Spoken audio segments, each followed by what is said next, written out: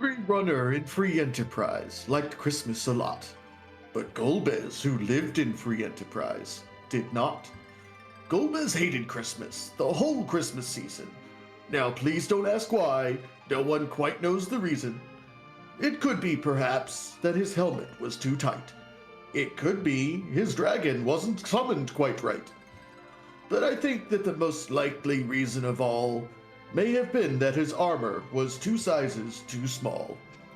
But whatever the reason, his heart or his armor, he stood there on Christmas Eve hating the runners, laughing down from his tower with a sour Golby frown as the warm lit screens below in the town, for he knew every runner in Free Enterprise was wrecking or busy opening every chest that's worth checking. And they're not fading Twin Harp, he snarled with a sneer. Tomorrow is Christmas, it's practically here. Then he smiled, his gloves gleefully tapping. Maybe they'll pay me to keep Christmas happening. So come, runners, if your coin purse the size, for this is the Christmas theme for Free Enterprise. And happy holidays, everyone. My name's Vitasia. I'm joined on the mic by Allie. We have a wonderful Grinch-themed payable Golbez race tonight for our Free Enterprise race. I can't even begin to follow that other than shirtless payable Golbez. Sure, it's shirtless payable Golbez, not playable Golbez. Payable Golbez. It is a wacky flag that says if you don't feel like fighting a boss, pay them gold, and they'll go away. Pay them 5 times the amount of gold as they have hit points for that location, and you can just not fight them, which is nice. And it looks like we're also going to be picking up some dark matters today because we need to open those chests. We are a bunch of little loot goblins, starting with a Porum today. Absolutely. We have to open up a lot of chests. We have to bring those 30 dark matters to Corey.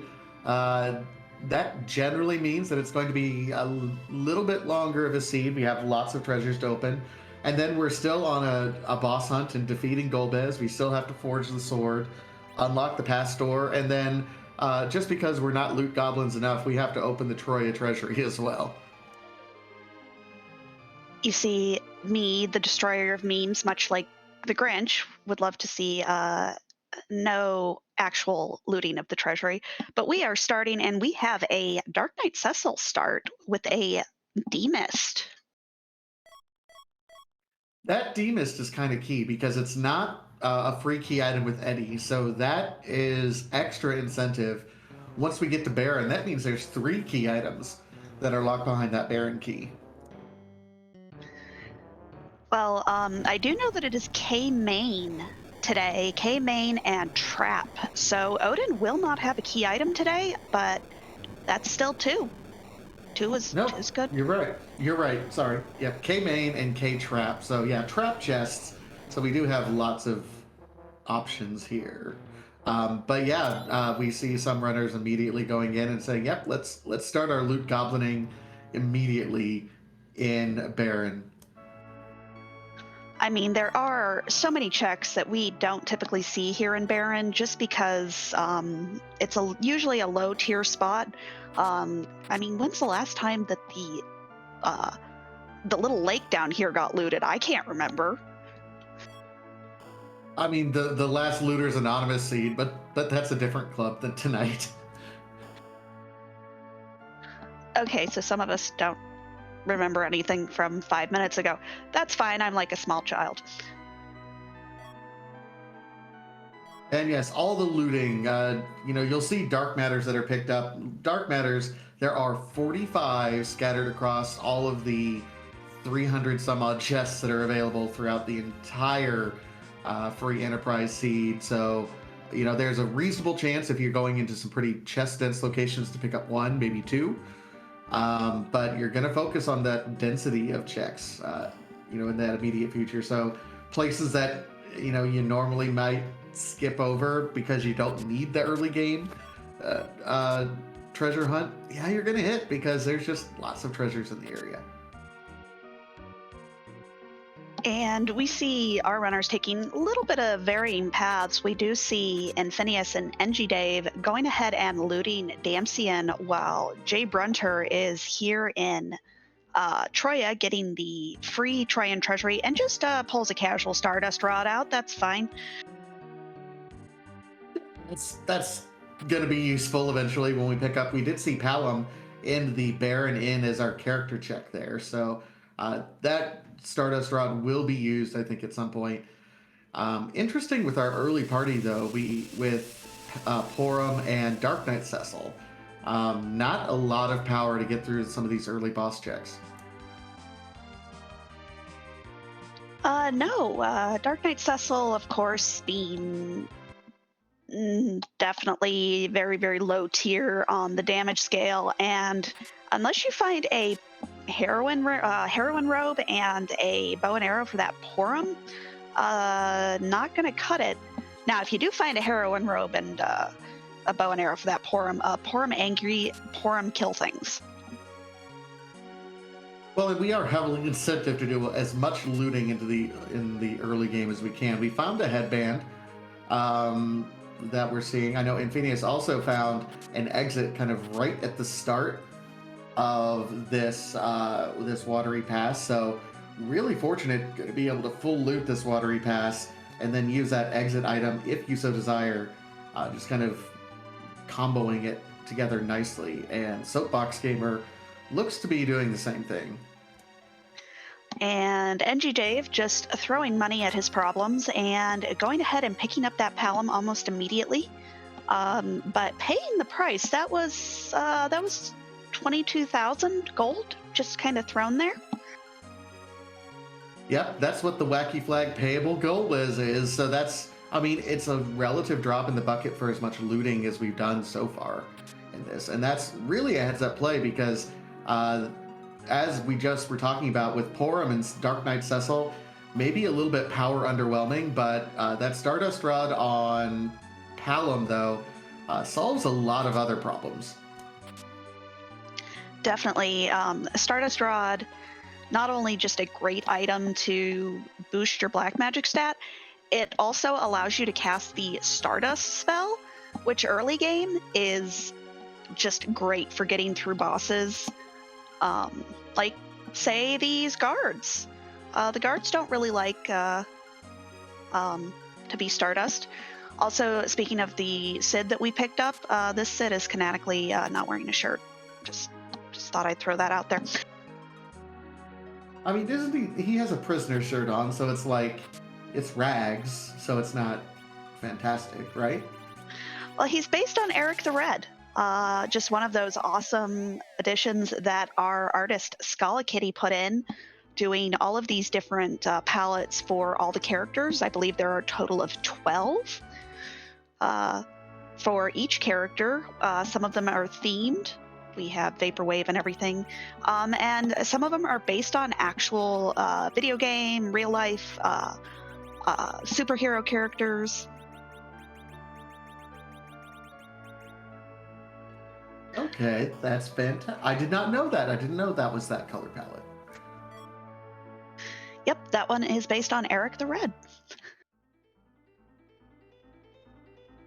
And we see Jay Brun looting these chests back here, is finding a dark matter, but not a whole lot in the way of making his party a little bit stronger.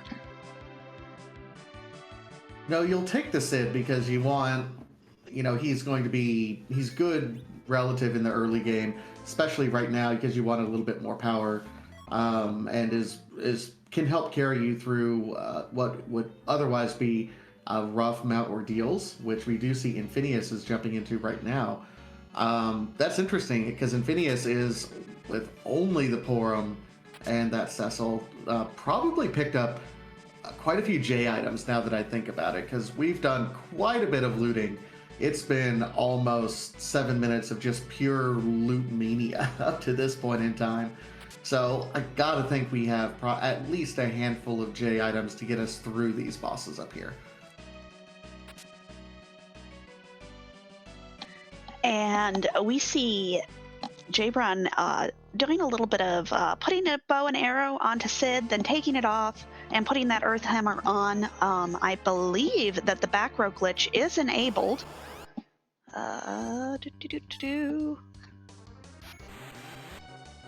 Yes, it is enabled. So something that in the original Final Fantasy IV, if you put a ranged item on, it turns on the back row flag, and it never turns off if you take that item off. So good on Jabron. Gonna go ahead and be able to do full damage to everything with that Sid with an Earth Hammer.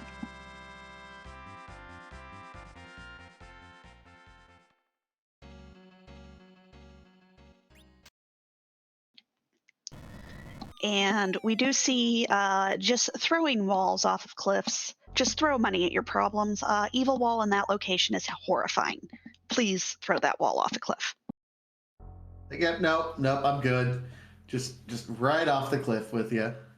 I mean, it's the downside, of course, by paying off is that you don't get the experience points for defeating the bosses, but in particular in the early game, that's not necessarily important. I think the important thing here is getting your Cecil activated and online.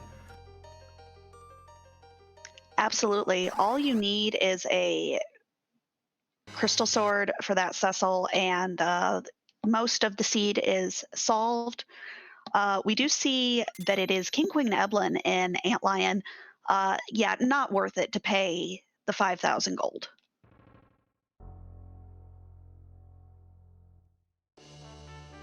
No, with King and Queen Eblin here, I mean, it's free at this point in time. So you just wait it out, or have Sid do Sid things. Look, Sid is angry. Sid has an Earth Hammer, and he's a little upset that we took out that Porum. Oh, not the children. Not on Christmas. Look, you've got to get him to sleep somehow. Because Santa doesn't come if the children are still awake. At least that's what I've been told. I try to keep this secret. I don't like to brag, but Santa's actually my grandpa, so he told me stories, and absolutely, you're right. If the children do not go to sleep, he can tell, and he just flies right over. So that's the thing that is true.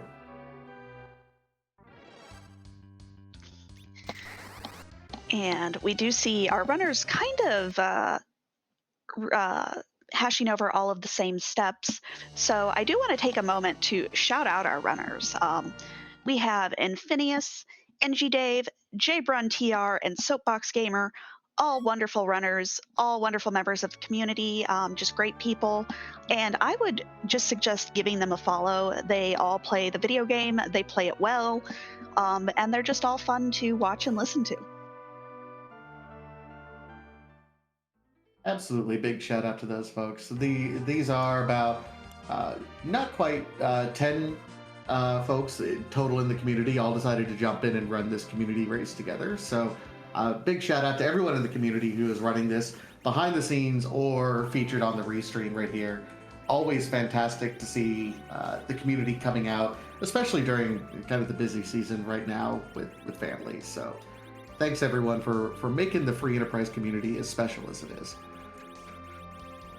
Also, I can't remember the last time I saw that Chocobo Forest looted. It's been a while. The one to the east of Kabul, yeah. I think I forgot there was a Chocobo Forest there. I mean, I laugh, but I'm gonna turn around and say the last time I ran the Looters Anonymous seeds. Again, 5-minute attention span. But we are getting a new check by Infinius here, going ahead and taking the Eblin Castle, trap chests are on, so there is a potential for finding key items plus those wonderful things that go burr. I like the things that go burr. The burr sticks are fantastic. We did pick up another nice item though in an Artemis bow, which is a fantastic pickup either for our Porum if we want to turn her into an archer for a little bit, or for our Sid at this point. So just fantastic pieces of equipment all around.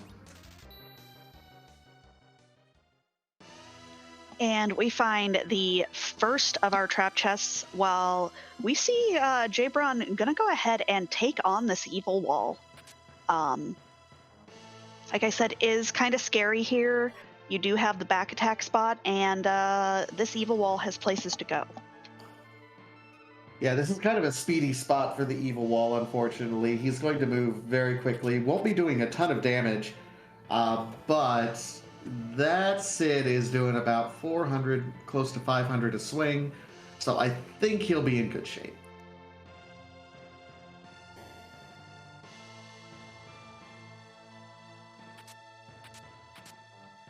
And we see a little bit more looting here in the back of Fabul.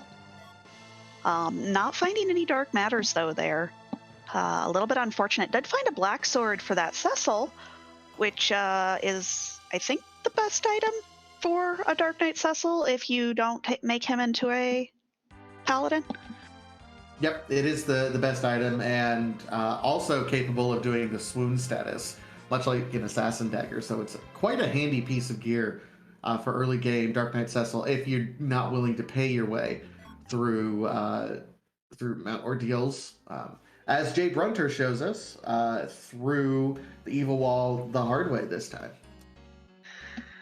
And Infinius finding some Artemis arrows to go with that Artemis bow. That is best in slot for Sid.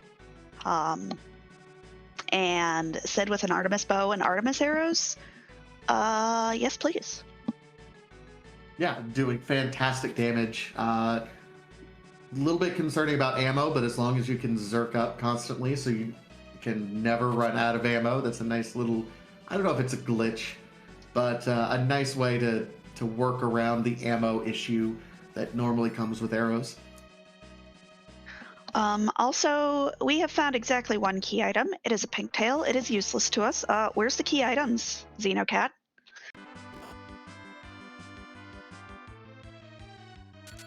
They're all going to be hidden behind like a single check that's going to be in Zot trap chest.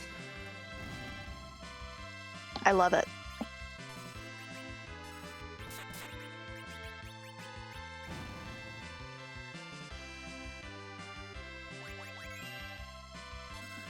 Also, our runners making use of those J items as well as the Assassin Dagger here, proccing the swoon status. I believe everything is susceptible to swoon in this. Oh, that's a crystal sword. Yeah, that's a very shiny stick right there. That changes everything.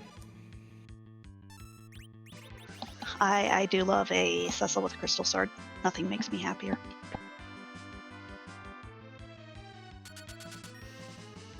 I think the joke in the community is something like, "Oh, it's cold in here. There's gonna be lots of burr." Something like that. I don't know. I'm getting too old for a lot of these newer free enterprise memes. Yeah, we're not the youngins we were anymore, Vitasia. We're the old hats here in free enterprise, aren't we? In my day, I remember when you just found the crystal with the key items, and then you went straight to Zeromus.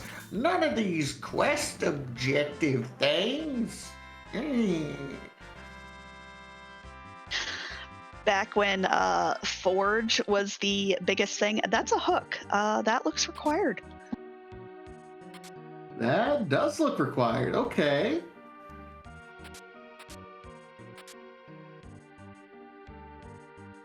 Also, I just noticed that adamants are turned on, And the only thing I love more than a Crystal Sword Cecil is a Crystal Sword Adamant Cecil. So I'm here for this if that happens.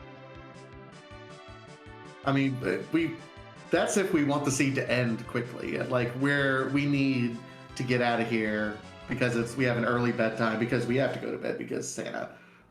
But, you know, I'm fine with letting things play out a little bit.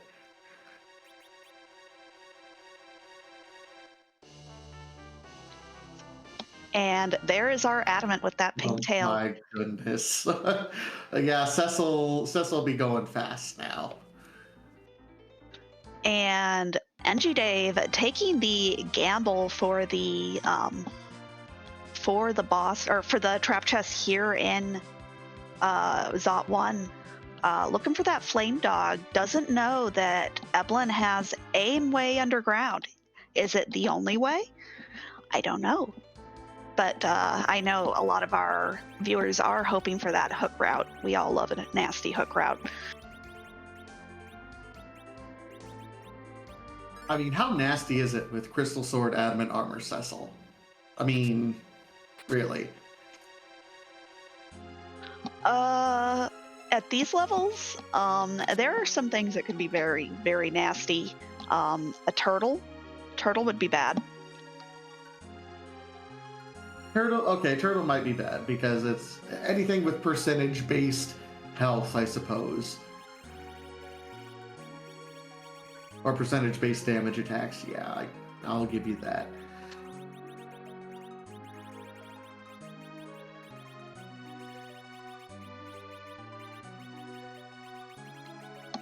Also, our infant finding sirens for sale. That's huge. That's your grind right there. And Wyvern. I guess I haven't seen Wyvern's attack. Yeah, it was sleep. Okay. But we found an adamant rock in the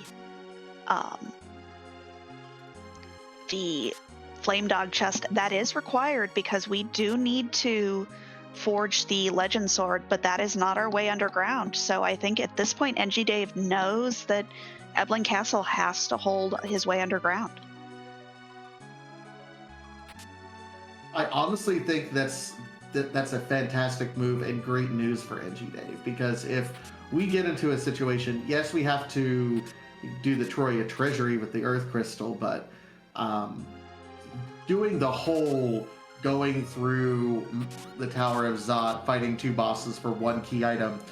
I mean, 2 key items if you don't do what NG Dave did. I think that's a solid play. I think he's going to be in good shape, especially if he ends up being in a point where doing the Troya treasury after finding the Earth Crystal is go mode, because I think everyone else will not have that as go mode. They're going to still be looking for that adamant. So really interested to see how Dave routes the rest of this. And Infinius actually finding a cursed ring and a silent staff, one after the other, here in Eblin Cave. I love the silent staff. I think it's better than the life staff in a lot of ways. And that's a Rosa. That's great. This is endgame viable party. The twins, Cecil, Rosa, and Sid. Like, perfectly happy to bring that party to Zero Miss. And Infinius, I don't think has picked up that Sid yet. So gonna have Artie for Rosa with a heroine robe. Let Porum heal things. Let Rosa shoot things angrily.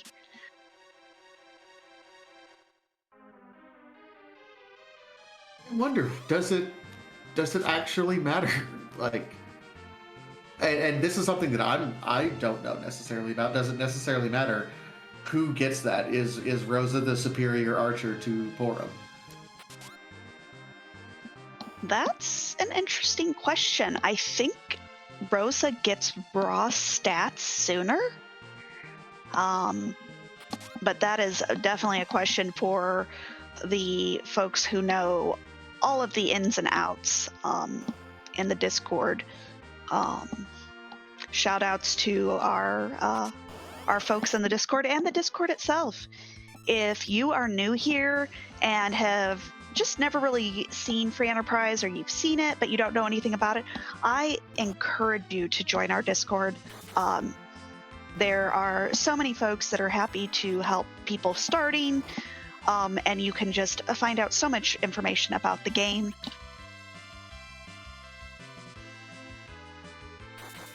Oh, absolutely.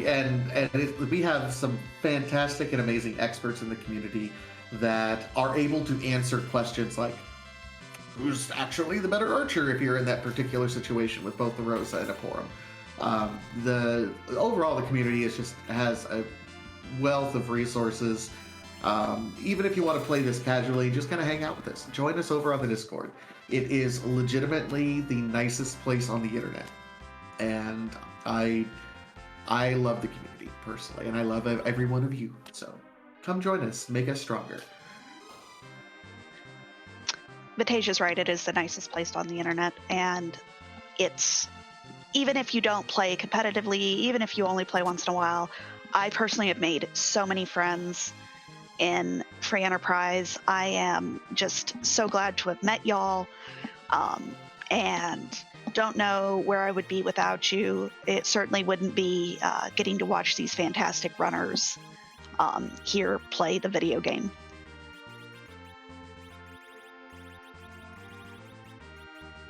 I hope that didn't sound too culty for anyone. Like, I'm trying to dissuade everyone. We're legitimately nice people, I swear.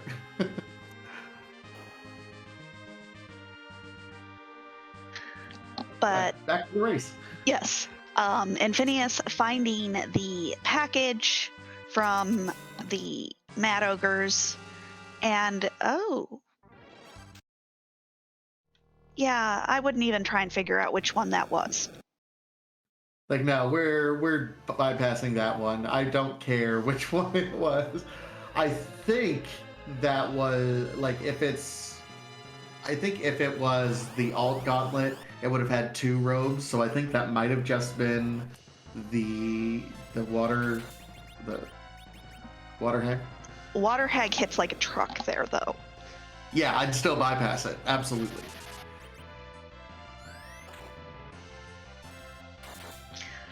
And this is a vanilla Rubicant. So not very scary, other than, yeah, your Rose is going to go down, but you'd like to slingshot her if you can anyway.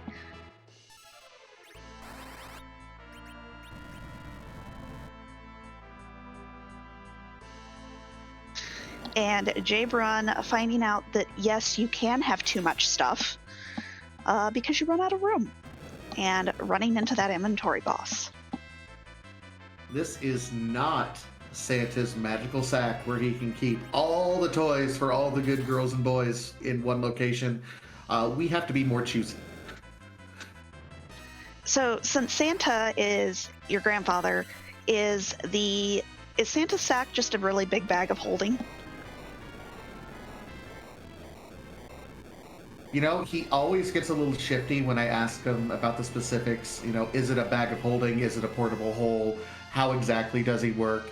And, you know, he always starts mumbling in a language I don't quite understand when he starts thinking about it. So I've taken that as a sign to not ask questions.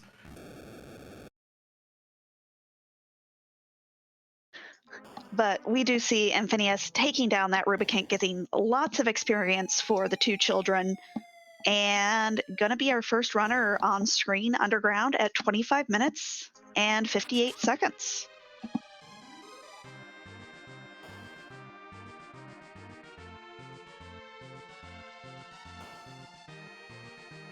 Yeah, worth noting again, and Phineas certainly left some things on the table in the overworld, making a beeline for, you know, getting his Cecil online, and then immediately doing the Castle Evelyn checks.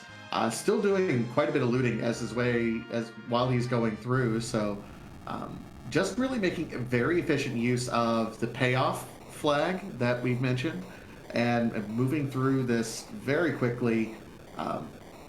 And again, leveraging that Cecil, I think, is very important. And you've seen how much he's leveraged it and how far, quote unquote, ahead he is. No other runner has really even gotten the hook at this point. Yeah, I think NG Dave is about to pick up his hook, and Jabron is picking up his crystal sword, which is even better than a hook, in my opinion. But yeah, Infinius definitely running this as quickly as possible. Is opening up chests here. Looks like gonna take the back route. And I don't think vanilla traps are on, so I think we're gonna not know exactly where these enemies are. Maybe vanilla traps are on. I know that vanilla traps are not on because when Enginave opened up the Flame Dog chest, it was buried a little bit. So I think, yeah, trap chests are not in their vanilla locations. But Infinius knows, hey, I am anchored properly to get a quake off before any of these enemies.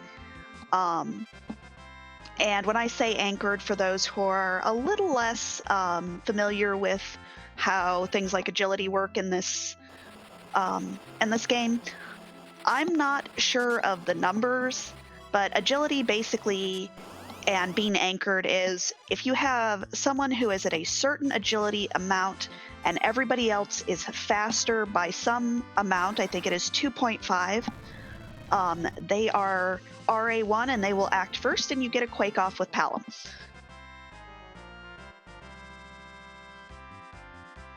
And there are many, many people in the community who can go into more explicit detail with numbers and math. Math is not my strong suit, but yeah, I think that was an Earth Crystal, which is required. Absolutely, that's the big pickup. That's a really hidden item that's tucked away there in the Sylph trap chest that is required. We do need to unlock that Troya treasury we mentioned earlier. So really now it's a matter of, we know where the adamant is. That likely that Earth Crystal might drive our runners up to end up doing the Tower of Zot as well while we're doing Troya, which will negate that nice edge that Edgy Dave did, finding the adamant rock there. Otherwise, we're a key item in the Legend Sword, a Darkness Crystal, a Pass, and Dark Matter away from. I mean, we still have a lot to do, but we're kind of not looking for a whole lot of key items at this point. Yep, it is very quickly coming down to a boss hunt with finding that Golbez. While it is K main and trap, so everything has to be down here on the overworld or in the underground. Golbez could be anywhere. He could be somewhere disgusting that you have to dig to find.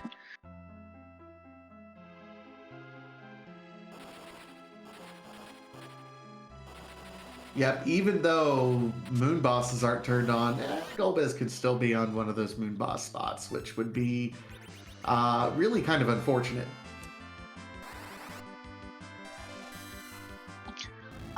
Personally, I'm hoping for Spot 2 and the Giant with something like a turtle or something miserable that you would have to spend lots of money to get past, and then do you spend the money to buy off Golbez? Oh, that's true. Meanwhile, Infinius also finds the Darkness Crystal, by the way. So we have our way to go start checking moon stuff if we really need to.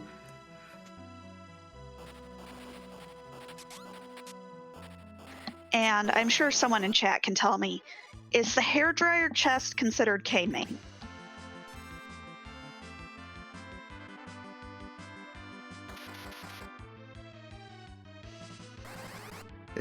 I don't think the hairdryer. I mean, it's still K trap though.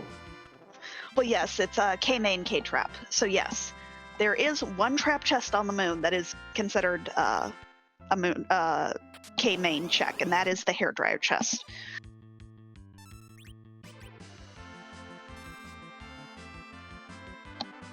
Frogs, toads, quake. And it's just been so quick. Oh, the toad lady did not fall, unfortunately, but Crystal Sword Cecil, yeah, finishes that off. And that's a twin harp. That is music. And more dark matters.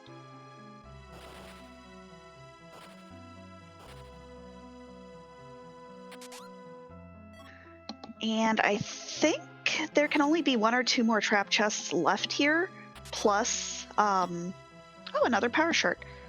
Of course, plus whatever the Kane or the Yang item would be once you talk to Sheila 1. The sylphs here cannot have anything, but they can, you still need to possibly bonk the monk.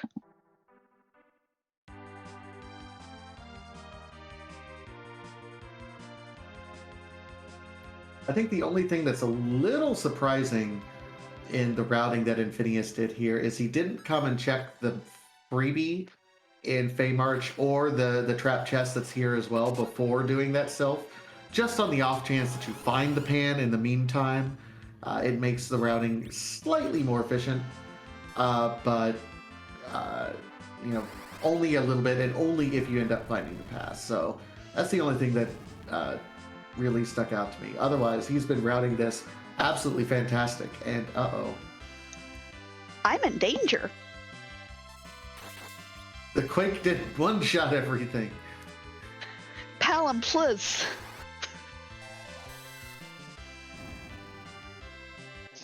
Xenocat pointing out, Palom can't kill the warriors as easily as the other monsters in the Sylph Cave, so might have been part of the reason why, but we see what happens or what could potentially happen if Palom does not have enough power to kill those boss, or the guys with the swords. The guys with the swords, with the things, the warriors, yes. But either way, it looks like that Jabrun and Enjadave are kind of neck and neck at this point. They're both working their way through the underground as quickly as they can right at the moment, or in that Falcon play at the moment. And Soapbox Gamer not too far behind, about to head into Cave Eblin, and will hopefully find all the nice shiny things that are held here in this cave.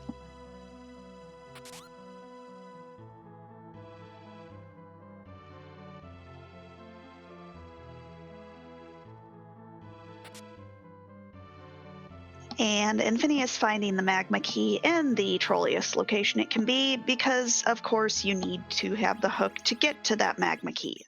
Rude.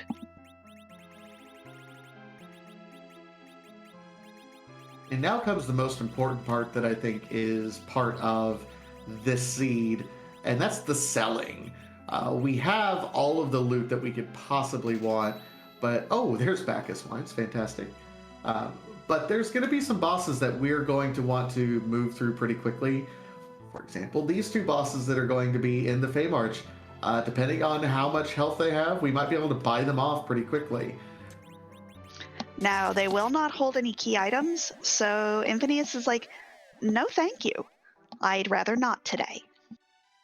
That's right, no key item. Why am I thinking about that? They're just so used to it. Yeah, K-Summon, one of those flags that you almost always see, especially in any sort of tournament play, although I think we turned it off for a tournament and everybody forgot for a while.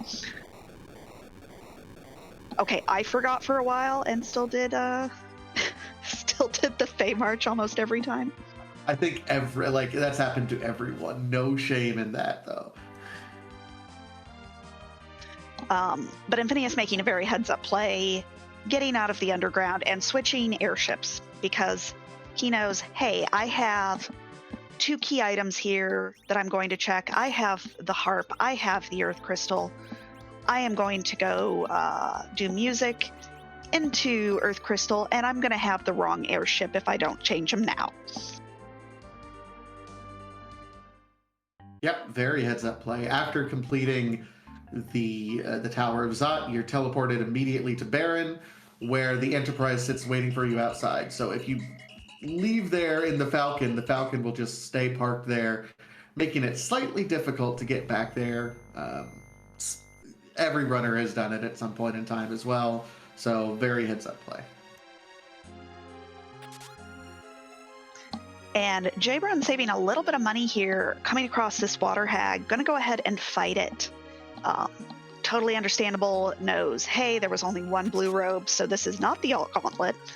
And I'd like to save money where I can because I'm getting into the very expensive bosses.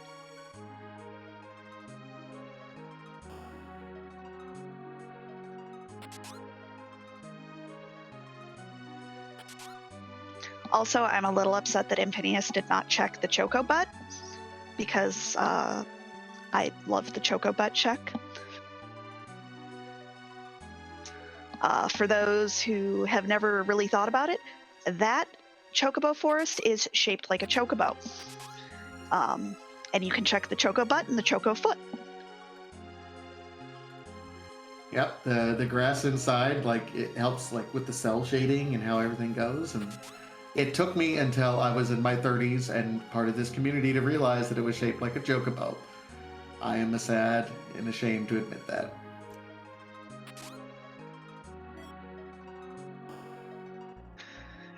I mean, there's always those things that when you realize them, you're like, how did I not? But now we are going to take a minute here and go ahead and let DJ Spoonie B give us some nice music.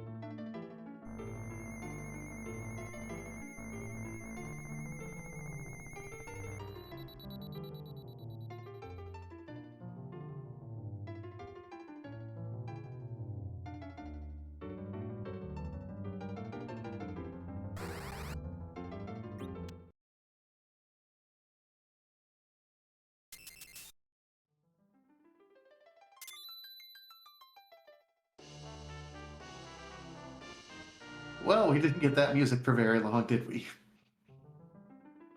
And that was Birth of the People from ActRaiser, put into the game by the wonderful Xenocat, who is our restreamer tonight. Shoutouts to Xenocat and all the work put in for these wonderful songs.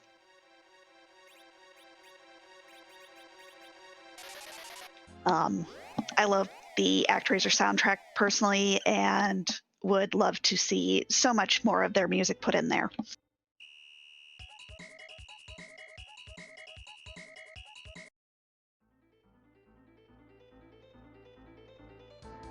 So Infinius is now following that twin harp up. Didn't look like we got much of anything. I think, what is it, the Sand Ruby?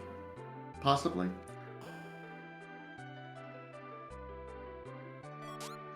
Yeah, just a Sand Ruby, unfortunately, but again, it's a key item.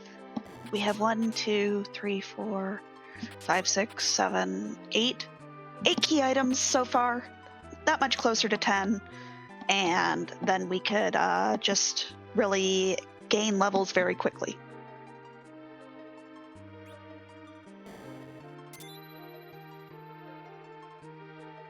And Infinius, first one to open the Troya treasury. So we can rate that treasury.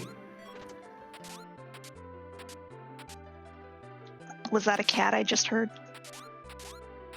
Yeah, she thinks that she needs her third supper now. That was a, I can sell this out of 10. Yeah, lots of fantastic here. A couple of white shirts, a couple of white lances, crystal ring, couple dark matters, which are fantastic. That is, I can skip all of these bosses now out of 10.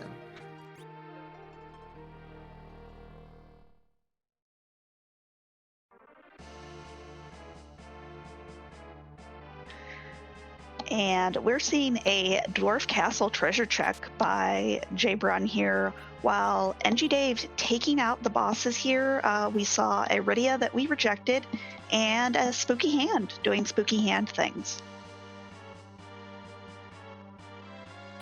The Spooky Hand was really just holding out its hand saying, "Pay me, pay me."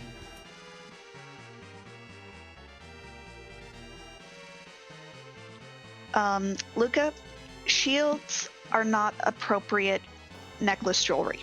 Just saying. That's how you get neck problems. I mean, isn't that just armor? Like, wearing a shield in front, isn't that just kind of armor?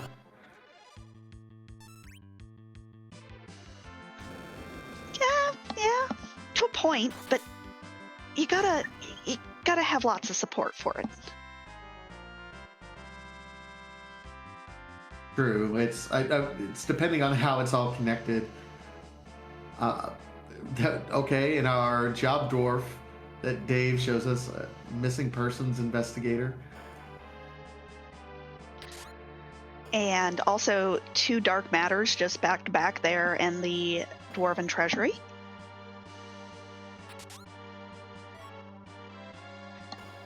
But Infinius finding that adamant rock, I believe that is 9, as long as we didn't get any key items over there since the last time I tried to count on stream. So Dave just did something very interesting in that he put his adamant armor, he took it off Cecil and put it on Palom. That is an interesting decision, just because there is a glitch with adamant armors that when you take them off a person, they permanently lose that plus. I think their stats go down for resistances to fire and light or fire and ice, and only get them back if you put another adamant armor on them.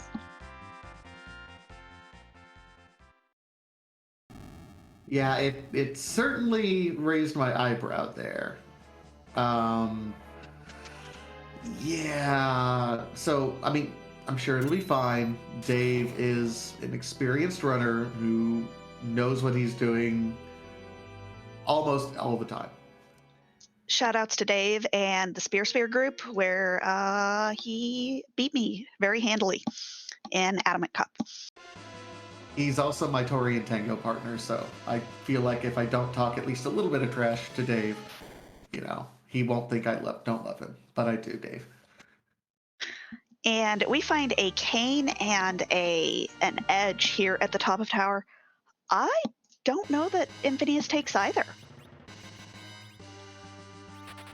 Well, he's not done any grinding up to this point in time, so looks like he took both, honestly. Well, how can you have Christmas if you don't have the laughter of children screaming about things? I mean, we still have Palom, so we still have a child. Yeah, that's true. Spear.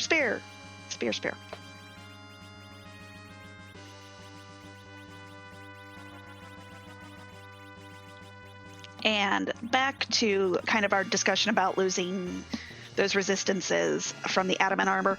Frith in chat pointing out Zeromus doesn't do elemental magic damage, so it's really not a problem. And if you just bribe everything else, who cares? It's true. I keep on forgetting that we have the ability to bribe our way through everything. And with all the equipment that we have at this point, there's a lot of bribing potential to be had. I mean, Dave is sitting at over 300,000 gold at this point. And we do find a rat tail from that tower check. Yeah. You do have to move the hovercraft again, but it's a key item check and could be our logical next access. I think most importantly, it's the 10th key item.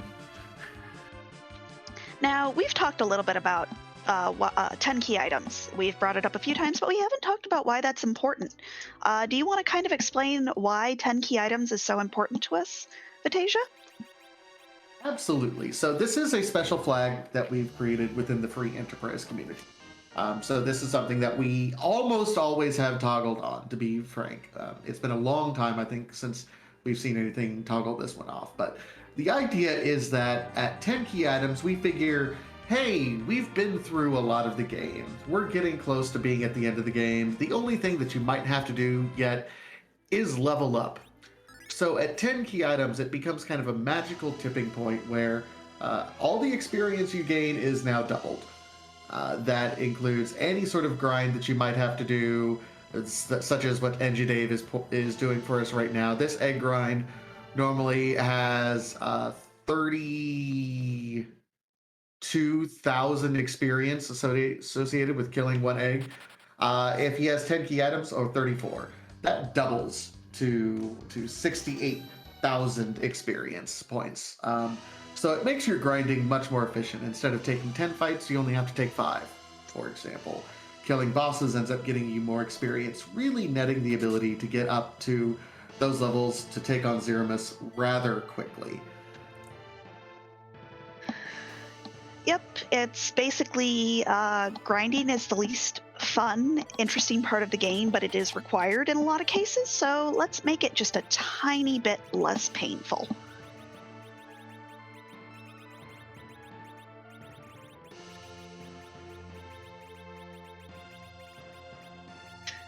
Now, in some cases, there are other flags turned on to grinding, like the slingshot mechanic, which is why you sometimes see our runners keep characters down until they start their...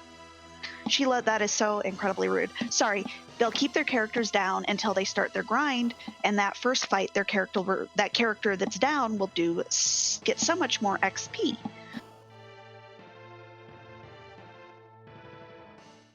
Yep, a little bit more tactical. I mean, no one's doing it in this particular seed at this point in time, just because we've needed all of our characters at this point in time. But yeah, doing the character slingshot is also a nice way that a lot of folks end up doing character grinds, just to make, because some characters need more experience before they're really useful at the end of the game. So being able to slingshot them, get them extra experience anyway is nice. And that was a Vanilla Pan. I think Vanilla Pan is one of the... it's both hilarious and extremely rude, because you are likely to triple dip Fabul in that case. And double dip Sylph.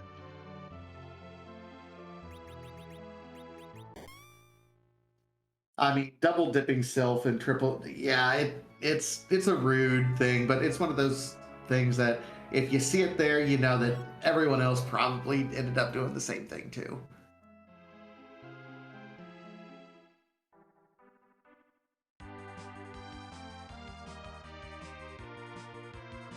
But we see both Jbrun and NG Dave going ahead and taking out some of these trap chests, gonna find the key items that Infinius had already found here. And Infinius is going to be showing us our Sheila 2 check. Jabron's in kind of a nasty spot right now. He was not set up with his agility anchors quite as well. So his party is slowly taking fire twos before Palom could get this quake off. We do see the quake come out, and Sheila, please. And does get through it, but like I mentioned earlier, you have to have your agility at a very specific point to be able to pull that off. And if even one thing is a little bit off, the ghosts go first, and the ghosts are angry. And if you have 1 HP, the ghosts are very angry.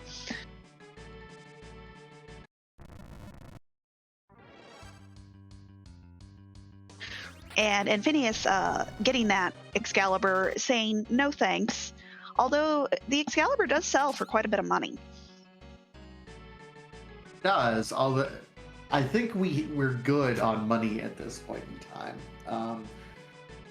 We're now at the point in the race where Phineas doesn't have a whole lot. I mean, he hasn't done Dwarf Castle.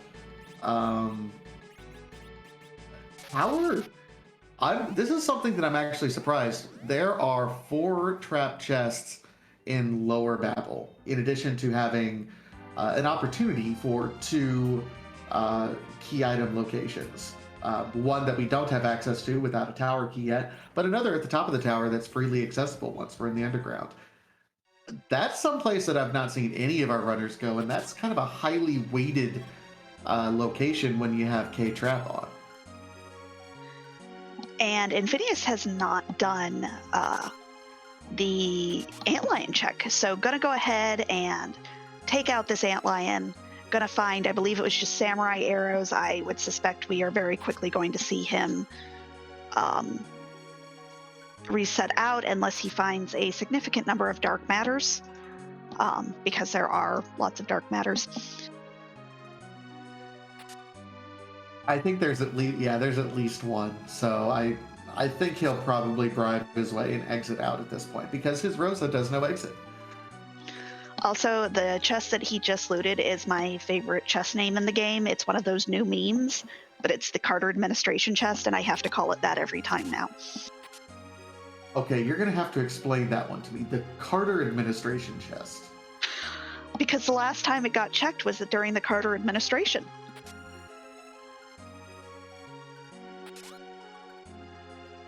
Okay.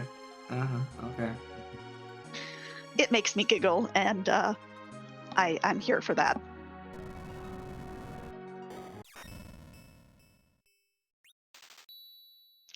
But bribing the boss, getting the samurai arrows, but like you said, gonna keep them because we did see a couple of dark matters. There are only a total of 45. And if you can find the low-hanging fruit and don't have to go through all of the chests on the lunar subterrane, please do.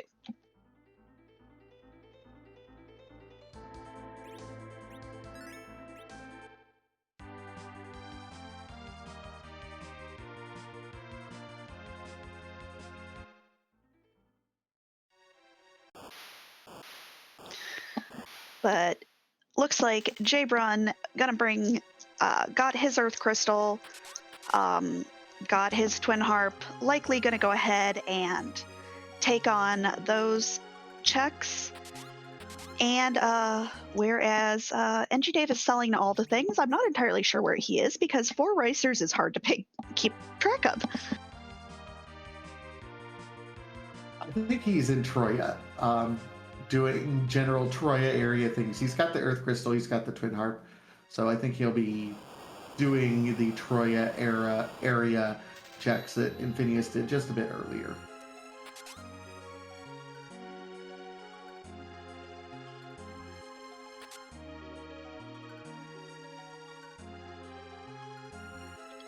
And I'm not exactly sure how close our runners are to 30 dark matters. I've been trying to kind of keep track of their inventory when they hit the inventory boss, but again, Jabron has 18. There, I saw one.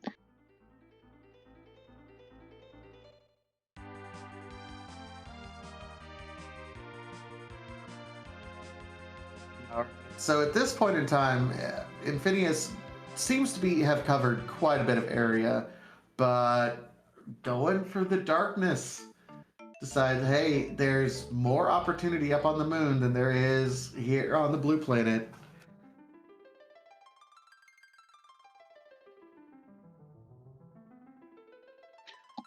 Yeah, plus, Infinius is very well versed in this game, knows, hey, there are 2 trap chests that are still in logic up with this darkness crystal. So might as well get my whale raised. I haven't seen Golbez yet, so let's go on a boss hunt and see what else we can find.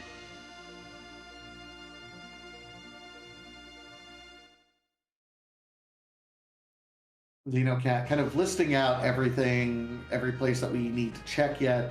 And Demist is important, but remember, we saw Demist as our opening boss in Baron, so still no Baron key, which is a little bit perturbing since we saw that so early.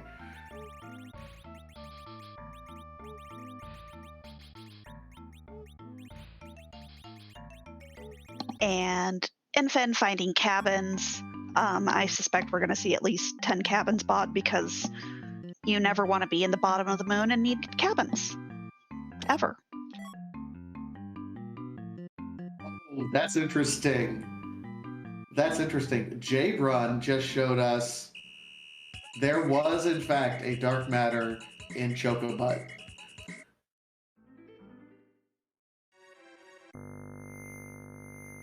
I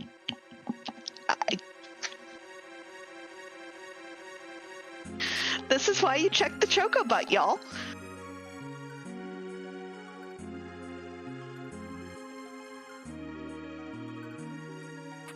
Also, now I'm assuming that Chocobos and that creature from Futurama are of the same species.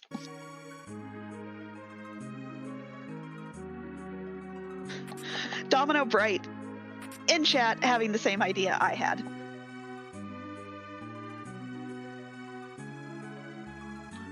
Look, we're not saying it. Yeah, they did it first. I just realized now that the dark matters are coal.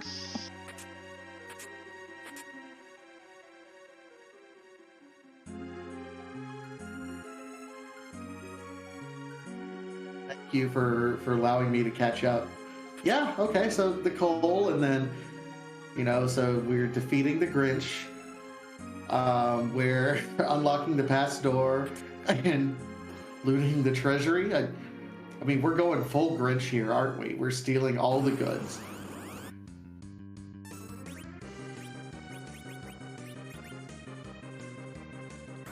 But Infinius, looking for the trap chest here on the moon, we affectionately call this the hairdryer's chest because nobody really remembers the names or can really pronounce the names of these enemies. And they look like hairdryers.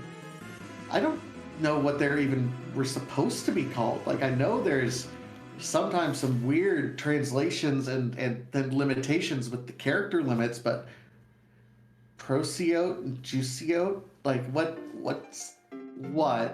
is what I'm trying to say. Maybe they have some. Xenocat in chat is telling us that it's I'm not even gonna try. I would just mess that up. But maybe they're from, oh, that's an Avenger. Maybe they're from the Divine Comedy, like the Four Fiends are.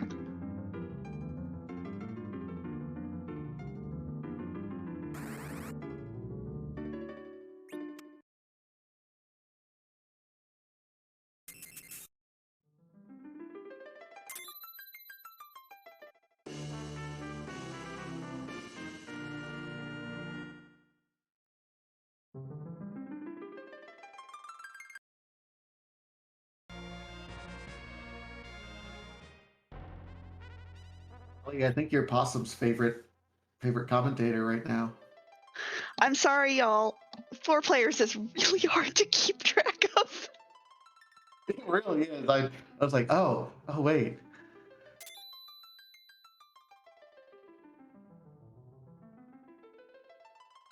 Also, Edward, lol. Moonward. Now, NG Dave making a little bit of a different check here is checking these tower chests.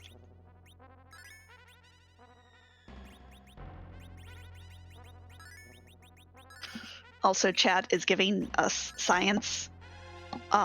They're single-celled organisms. Okay, they're quite large for single cells, but I appreciate the science either way.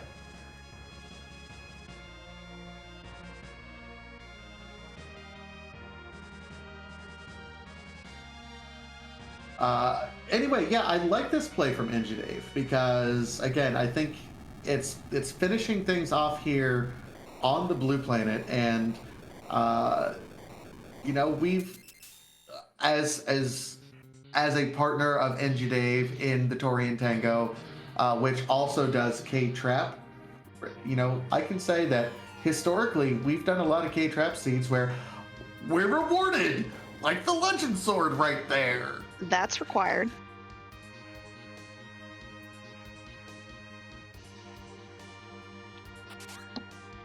And to kind of catch up on our other runners, we do see Jabron heading up the tower, and Soapbox Gamer, having finished up that dive through Sylph Cave, going ahead and kind of getting the party set up for what will probably be the finishing touches on when we fight Zeromus. But NG Dave gonna forge, stealing from the old man, and gonna go ahead and show us what our Supersmith item is. Worth noting, it does look like he has 25 dark matters, and he's opened the Troya treasury. He has the pass, so he can unlock the door. I think he's just looking for Golbez now at this point. He can start face checking bosses. Meanwhile, Infinius, who's been in the lead, he's gonna keep it. Thanks. That's 100 times funnier to me because Supersmith is turned on.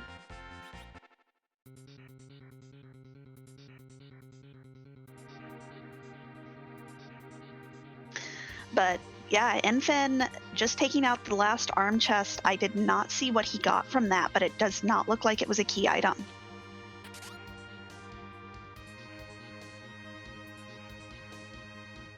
So yeah, now it's a matter of, okay, where is our Grinchy Golbez? That's the only question we have left to answer in this race now. That Legend Sword being in a trap chest answered a big question, and one that Infinius is still trying to hunt down right now. Although Infinius is running out of spots, so he will eventually get there. And certainly has the money to just blow through these bosses here. Although that was 325,000. Look, we have some extra Excaliburs to sell, so. But NG Dave finishing up with the blacksmith here, going to do a grind. We find a Yang here. Yang, no.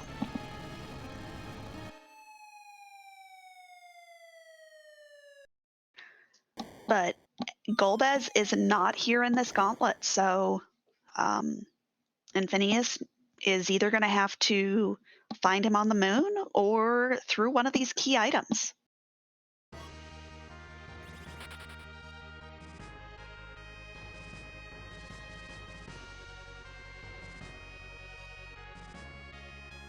So let's see, where could he could be in any of the moon spots, and those are relatively quick to face check. But at what point do you say, hey, let's check other things first? And it looks like Infinius has decided to check some of these other locations before committing to the moon. totally understandable.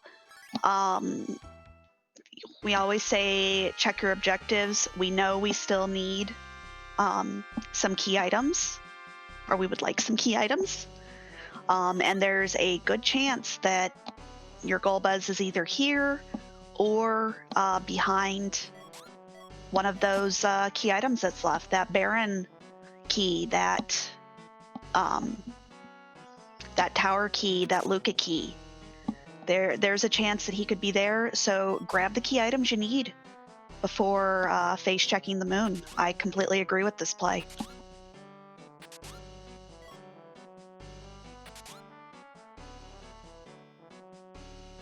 Or he's behind the package, as chat says. Yeah, Chabby's really hoping for maximum pain for this seed, which, hey, I'm all about, especially in seeds that I'm not playing myself.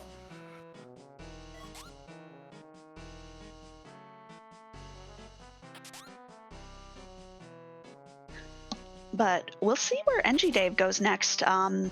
Having forged, having the pass to open the pass door, opening the Troya Treasury, and knowing you're just looking for some dark matters,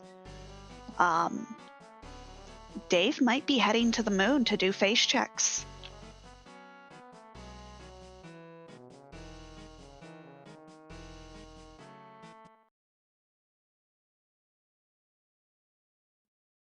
This is Dave when he's thinking. He's going around saying, "What am I going to do?" And I tend to like this. At least go ahead, let's unlock this. It's not that he has to do it, but it makes sense to at least open treasure chests that, you know, any sort of dense location that you can find. He's at 26, I think, the last time we checked, so he doesn't need a whole lot. And there's nothing denser than the moon. Those lunar subterranean chests are very close together, although you do have the chance of having to fight things like behemoths and Bimmy and Jimmy and other nasty things that you can't buy off.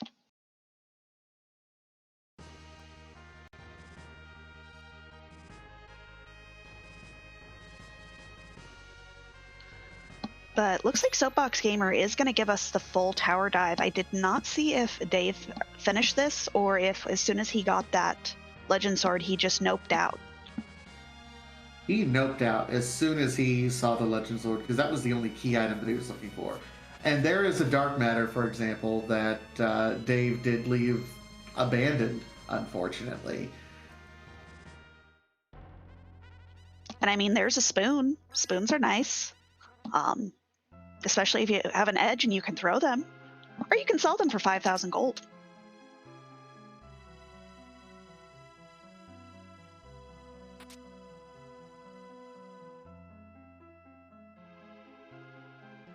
And Xenocat pointing out that there is a Baron Key, Tower Key, Luca Key combo locked behind this tower. So, yeah. If the boss is here, Soapbox Gamer finding an adamant armor, but could find another alternate path to that Golbez.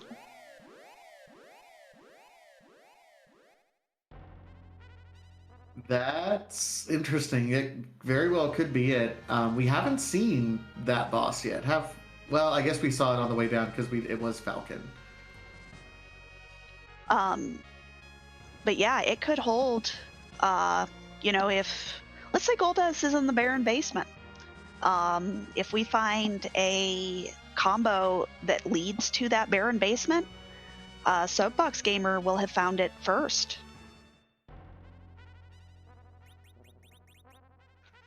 And yes, the beauty. Yep. Go ahead.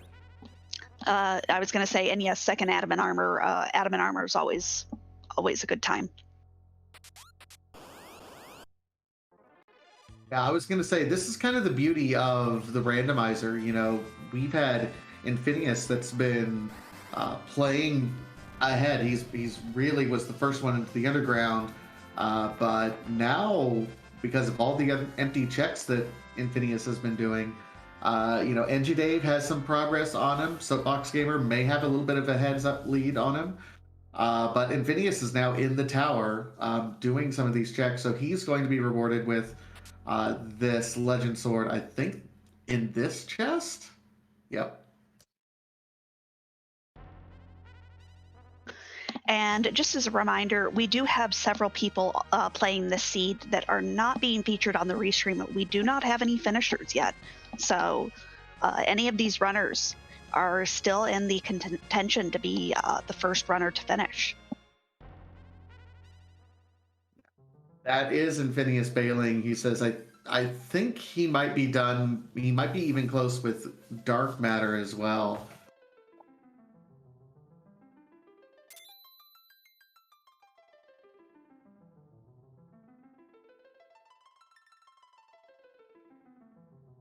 And I did just check. It is, you do have to complete all of the objectives. So they will have to find either this Golbez somewhere hiding or find this long chain.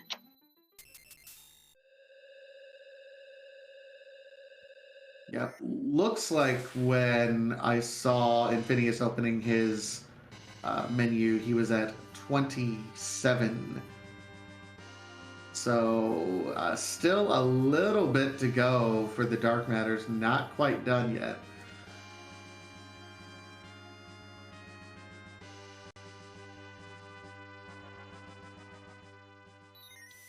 But NG Dave is now checking bosses here on the moon.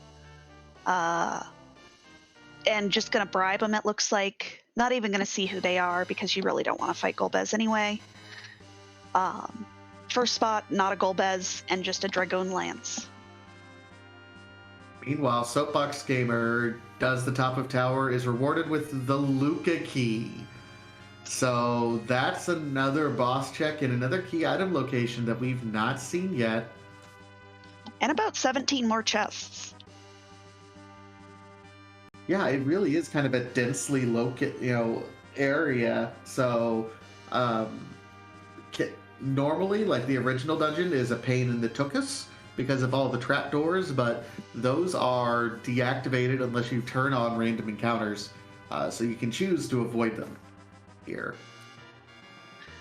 And is Infin giving us the package check or just checking for that last dark matter? I think this is the last dark matter check, and there it is. That's 30.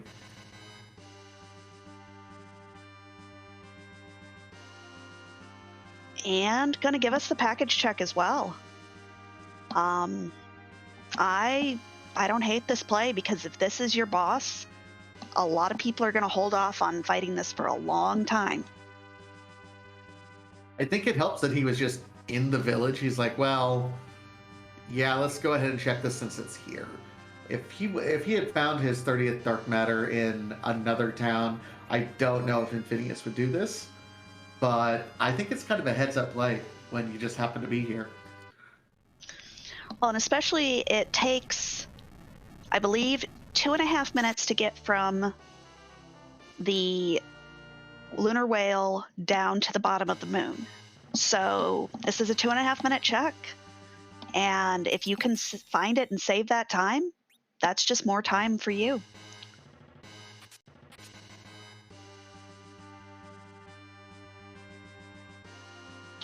And just another adamant armor there in the ribbon room, but still no Golbez.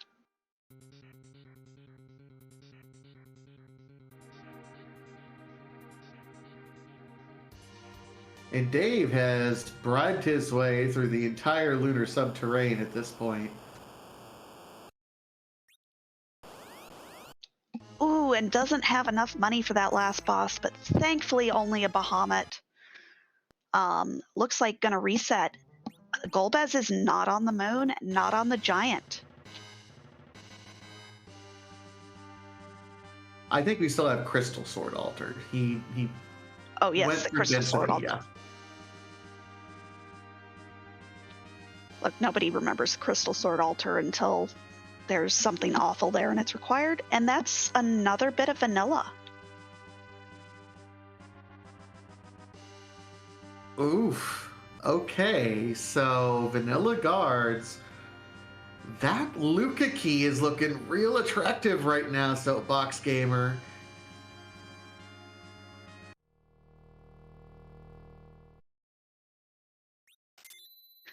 And looks like Enfin gonna go ahead and take this fight, or take this Tella, replaces that Palom. Totally agree with that. Tella makes a great anchor at base level for the Zeromus fight. And you've got a Crystal Sword, Cecily. You don't need to get Palom to nuke. Oh, but NG Dave has found that Golbez on the Crystal Sword altar.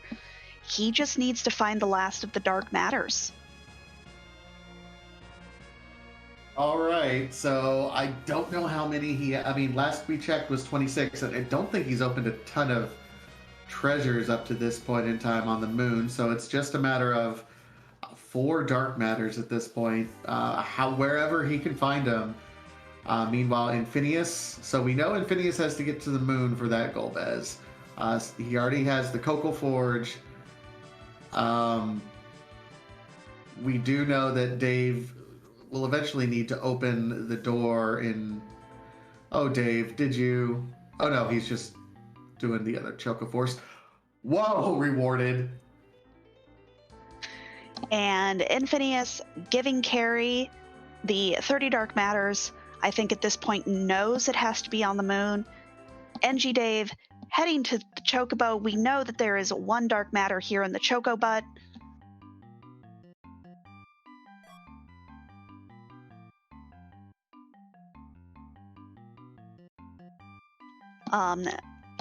I think Dave has the advantage here, but Infinius, if he goes and can quickly get through all those bosses,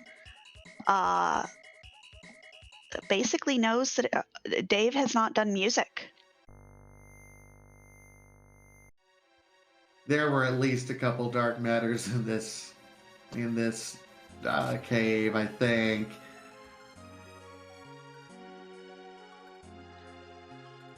Yep, it's going to be close. Just depending on how quickly we find those dark matters, and if there are 2 here, if he truly was at 26.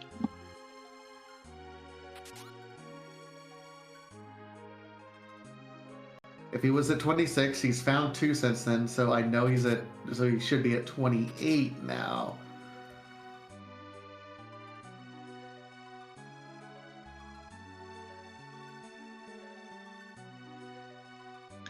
And not to forget about our other runners, we do have Jbrun finishing up the tower, whereas Soapbox Gamer is at the Tower of Zot. Was that it? I think that was it for Dave. I think that was his last Dark Matter. He's certainly acting like it was. But yeah, Jbrun finishing up Tower, looks like, or Tower of Babel. Soapbox Gamer, we'll see what staffing decisions Soapbox ends up making with his party right now. Most of our other runners have taken everything. Dave being smart and remembering, okay, Dark Matter Hunt means we have to go turn in the Dark Matter to Corey. We cannot just say 30 and done. Look, if you've never looked at Zeromus and gone, where's my crystal? So heads up play by Dave, because that's a thing that definitely happens, and then you panic.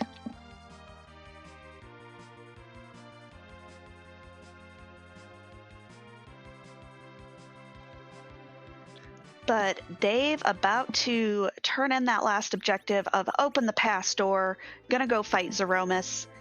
And I think at this point we usually start seeing some flag checks. Or some flag checks. Some flag sprites in chat. There they are. I was about to be disappointed in chat. But thank you. So yes, these chats, does it, Allie, does it mean it's getting its sleepy time? I mean, we have to go to sleep for Santa to come. And in this case, maybe Santa is Zeromus. Or maybe Zeromus is what happens when you don't go to sleep when Santa comes. Zero Mrs. Krampus. I like it. But no, Z flags mean, this is the free enterprise community for Final Fantasy IV free enterprise. We like to randomize things. We randomize all sorts of things: the bosses, the key item locations, the treasures, the objectives, everything. One of the things we can't randomize is Zeromus into our final boss pool because he's just a little too weird and has too many things that we have to deal with in terms of his HP and his mechanics. So we cannot randomize him into the boss pool overall. So what do we do? When we use the crystal, we transform him and he shows his true colors. We randomize his true color form. There are nearly 600 different sprites available for Zeromus to transform into. So the question in chat is always, whose butt are we gonna kick tonight? And is the butt cute? And does the butt have a hat? And does the butt have a butt? Look, we're just a community that likes to ask questions about the butt, is really what you should take away from this. But the crystal has been thrown, we get the Grr-Erg, and we are fighting in Venomous. This is a sprite based on a community member in Venerable, who was the winner of the tournament that was more than a year ago that I can't remember. The Fabul Gauntlet. Does that mean Invenerable is the Grinch in this scene? I mean, the green hair is there.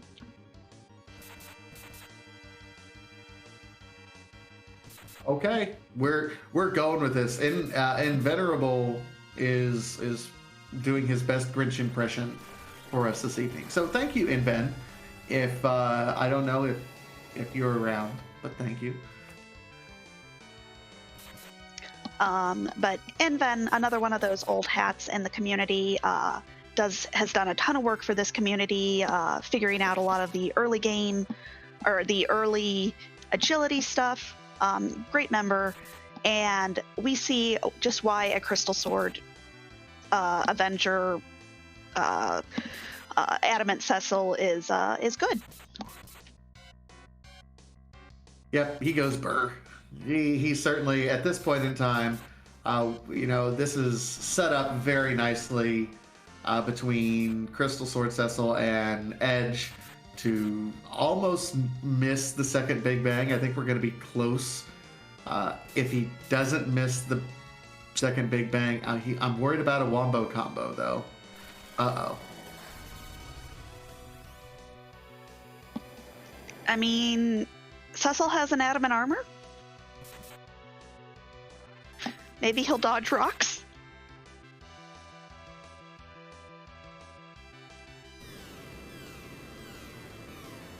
Enjide fully committing to putting your controller down and just letting it play. And that is a finish. That is a cracked boom. And Enjide is finished with an official time of 1 hour, 25 minutes, 7 seconds. And he is our first place finisher on stream and in the race. GG's to Enjide. And we'll see if we can't get him in for an interview.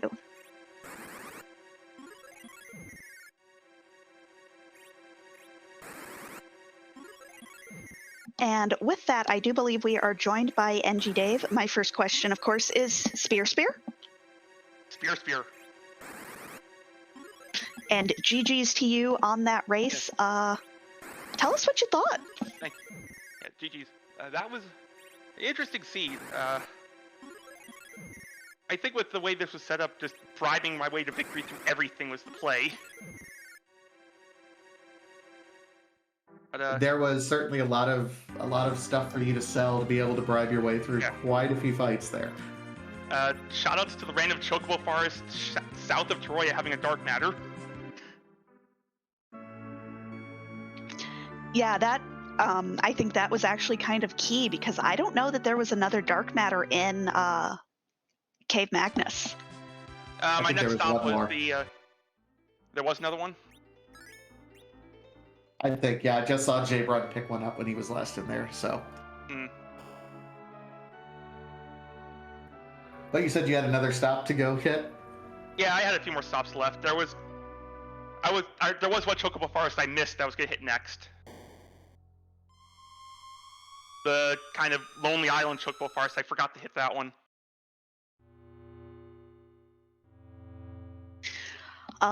But you made the decision to nope out of that tower once you got I believe it was the Legend Sword. Kind of run us through that logic. At that point, I needed like 6 or 4 more Dark Matters. I had a bunch of places to loot yet, and a Golbez. That was face check mode. And because it's always hard to tell with payable Golbez on, when you had finished up the moon and still only had that crystal sword location left, were you a little bit nervous? Not really. I had enough money to bribe the entire giant.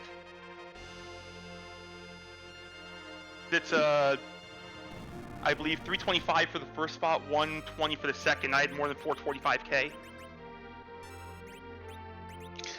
Well, and you would have only found disappointment there, unfortunately.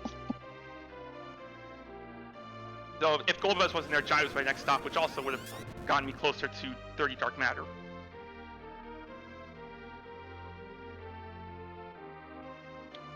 But Vitasia, do you have a question? Yeah, I was gonna say, walk me through, I would say, the early part of this seed, because I know, Porum and Dark Knight Cecil aren't exactly known for being powerhouses to start out the game, but how did being able to bribe your way through the bosses change that? Because it's like, hey, I don't need early power as long as I loot enough, right? Yeah, so a bunch of early looting. I wanted to grab the Baron in character quickly, which is why I stopped at Baron first. Unfortunately, the loot there did not equal 22,000 to get through the 2 boss checks. So had to go elsewhere. And got the Baron character, just cleared the overworld. That Boreas was huge because that allowed me to quickly clear the doggo. I was gonna say that was kind of a gutsy play. I know you and I, do this and talk about all the different checks in Tori and Tango with the K traps, but I saw you doing a lot of things that I didn't see the other runners doing, like checking that particular trap chest early, and then honestly, you were one of the few people that prioritized doing Lower Babel and their 4 trap chests early on and getting that Legend Sword. Mm-hmm. Yeah, my thinking there was I had the curse string, so I could set up RA1, and if you dump the battle speed a little bit, you can guarantee the Boreas fires before Flame Dog gets a turn. And obviously, you're going to walk on an Adamant Rock, because it's kind of required. Plus, that was XP on Palom getting the Ice 2 to make the Stalemate Skull chest easier. That's why I went up to tower first. That's why I went up to hit the Flame Dog first. I had a quick way to kill, and it gets Palom the Ice 2. Well, and finding more loot up there to be able to sell probably didn't hurt. No, especially because you need 150 grand to get through to bribe right through the hook route. Well, and you definitely wanted to take that hook route, take the hook route and take the Cecil having found that crystal sword. Mm-hmm. Yeah, there was a distinct lack of tier 8s and trap chests this seed. Yeah, there was the crystal sword, and I think there was one additional adamant in the tower. Oh, so if I kept going up, I would have found another adamant. Okay. But at that point, I was in face check for Golbez mode. I wasn't taking another trap, except I hit the hair dryer because I was looking for more dark matter. Well, and I think there was a key item up the tower that could have put you in a little bit of a rabbit hole. Was it Baron Key? I believe it was Baron Toluca. Ooh. I think switch that. I think it's Luca. Oh yeah, Luca to Baron. That's honestly less tempting the other way around because of the demist we saw starting off, which incidentally very nice to see. Because that means you don't need to actually see what the bosses are. You can just bribe and say, "Did it say I defeated Golbez?" rather than having to make sure you didn't just accidentally skip a demist. Now, I do think we found like 4 or 5 dark matters here in the Luca Cave, so definitely. Of course they were. Yeah, it was a pretty lucrative Luca Cave. A lucrative cave, you say? No. No. Boo. Hey, you usually can't have all the fun with that. We you know what? Either way, this was a really entertaining scene to watch, and I hope you go back and watch it through because it'll be very instructive later on. Okay. I think there's a Infinius be waiting to come in soon. Yep, you and Infinius were probably neck and neck. It was really just down to where the last dark matter was and where Golbez was. I would like to give a shout out to Xenocat for rolling this wonderful seed, Dubword for tracking. I know you gave 4 players on this is rough to track. And Ali, you and Vitasia, great job on comms. Well, thank you. And a special shout out to the man coming next, Infinius, for creating this flag set.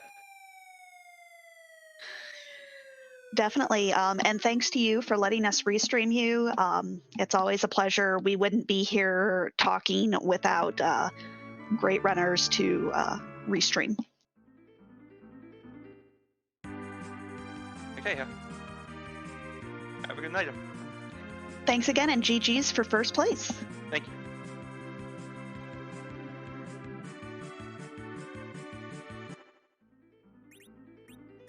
From that sound of it, looks like we are now joined by Infinius. GG's on the run. Thanks. I knew I should commit more to that darkness crystal. Oh well, it happens.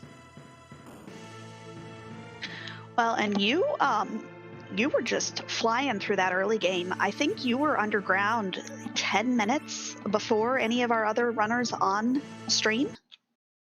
I mean, as soon as I saw that Palom that was available in Baron Inn, and as we're starting Cecil, my priority is to get underground as soon as possible because I want to hit up those I want to gamble on those silk trap chests. And lo and behold, they had 3 key items, like 2 of them required. Well, and even that Eblin that had the hook, I mean, had a key item and a crystal sword for that Cecil. Yeah, I mean, like that was the advantage of knowing I have the trap kit, and I think I had poison axe and assassin dagger. So like I knew as soon as I went up more deals, I knew that was available to me. So I can't like I said, when it's T-Wallish, I like gambling on especially in K-Trap. I just like going to Eblin as soon as I can with Cecil. Oh, definitely. Yeah. Who didn't like shiny and adamant armor? I think there was a pink tail in there as well, right? So like, it was extraordinarily loaded for powering up Cecil. I actually had half a mind to give the adamant armor to Palom because my anchoring situation going to Silk would have been a bit sketchy, but finding a curse ring in Eblin helped a lot. In Eblin Cave helped a lot with that. Yep, we saw you just kind of went through those trap chests. It was a masterclass in basically how to do self traps. Yeah, like I just, and if I was a S tier execution, I could probably just run buffaloes, but I'm lazy, so I'll just BS free it and be done with it. Good enough. Definitely. I mean, as somebody who has to have how to do those explained to me in explicit detail every time I do them, I thought you did great there. Yeah, I mean, like I said, I don't hate how I ended up running this. It ended up coming down to, all right, can you guess correctly? And then I took my swing at package, and also I took my swing at giant. So before I went committed to the rest of the moon. So that's how it is sometimes. That's about. So I don't know. I think in a community race, I'm willing to make those gambles, even though I like in my heart of hearts, like this is not the right play in the infin, but I'm gonna do it anyway for memes. Well, the memes are the most important part, as this community has taught me. Yeah. As long as you meme, chat's happy, and you are the champion of chat. I mean, I did talk to Drop Dwarf, right? I'm not sure. Did anyone else talk to Drop Dwarf? I think. Yeah, they did. Yeah, I think a couple of our runners have. Okay. Somebody should have asked Job Dwarf, okay, Golbez is missing, where find? Yeah, it was kind of appropriate, wasn't it? I wish I'd thought of that. Well, Damn it. you Yeah, also one gave job. us you also gave us some extra music time though. You took I think a couple laps around the music room and let us know. It's like, okay, well, the fight was quick, but here's some extra music. Well, I don't know. Like, if I'm going to pay off Kenatsu there, it's like I gotta give chat some music, like extra renditions of that. It's too short otherwise. And also, like, I love ActRaiser, so win-win. Yep. Birth of the People, great song, and it was great to hear it. But tell us kind of your other thoughts on the seed or the flag set in general. Well, since I mean, so I'm sure it was mentioned in previous ones. This I came up. This flag set's my baby, and I was inspired by the whole interaction between Payable Golbez and K-Trap. So so I thought, how can I combine those two together in an interesting way? And then after about 5 minutes of pondering, it's like, hang on, I can make it thematic. No, and then this is how Golbez Stole Christmas came to be. Kind of funny that I probably, if I committed to Darkness Crystal, just clearing all those bosses sooner, I probably would have gotten to do classic Fate Antlion, because I would not gone there for quite a while as a gamble. Heck, I even tried to go for the single dip for ball, except Vanilla Pan. So Yeah, Sheila said no. No single dip today. Yeah, no single dip. Hey, at least we got just no. At least we got the minimum double. Says that. And then you will need to listen to the intro on this. Vitasia was very thematic, and went very well with your went very well with your naming scheme. Plus, the final boss having green hair. Yeah, yeah, yes, indeed. Yeah, very much so. Yeah, I look forward to watching this back because I'm curious about where I drop time, but that's the thing about this community. It's all about learning and improving in the end. And if I win, that's not the main goal. The goal is to finish. Well, and the goal is to have fun. And as long as you had fun, I think anyone who has fun in this community is a winner. Yeah, that's fair. And this was very fun to watch, very fun to commentate, and we just really appreciate you letting us. I mean, first of all, coming up with this flag set. I've not been super familiar with Payable Golbez, so this was really fun for me to learn just how much money you have to spend. And it's just been a blast to watch. So thank you so much for coming up with the flag set and letting us restream you and just running it. Yeah, I thank you to both of you, Alison and Vitasia, for doing comms. Thank you, Double, for tracking. Thank you, Xenocat, for rolling some amazing seed. And with that, I am going to go have a nap because I am not well. So hence me being actually able to, run this tonight. Normally I'd be at work, so no. Well, go get some good rest. Remember to hydrate, and hope to see you again soon. Yeah, everyone have a good one. All right, that was Infinius, second place on the restream. I think second place also in the community. race. Yep, that was Enfen was second on the community race. We did just have a third place finisher of Fiery Blizzard with a time of 1:38:30. Meanwhile, Jbrun here for the memes, summoning the pink puffs. Y'all, we don't want to shut down free enterprise today.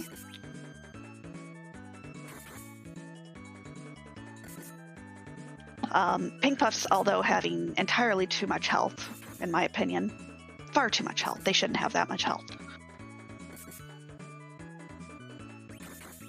And speaking of pink puffs, we do have a Pink Puff League, which is designed for those who are getting more familiar with the game, who want to learn different techs, maybe get ready for some of our tournaments. And that is a league run by our very own Asuka. Definitely a league to check out on the Discord. Just a great community. I love to see the interactions of the puffs. It's so sweet to see. They're like their own little family. So if you want to check that out, definitely look into the Pink Puff League.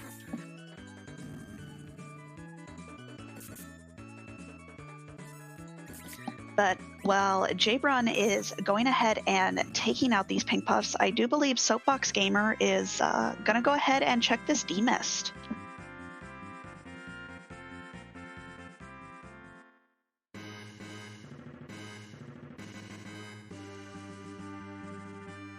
Okay, so that's the tower key, which, you know, he still needs to find Golbez. He has the pass. So at this point, Soapbox has adamantly avoided going to the moon.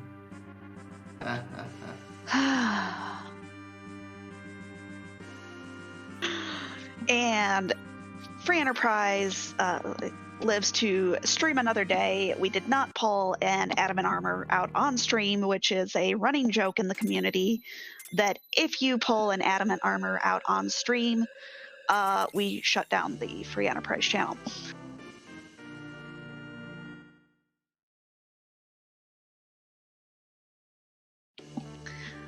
But Jbrun finding that Golbez, we'll get that information here in just a second, or got it now. Text box priority is weird. And looks like getting ready to go fight that Zeromus.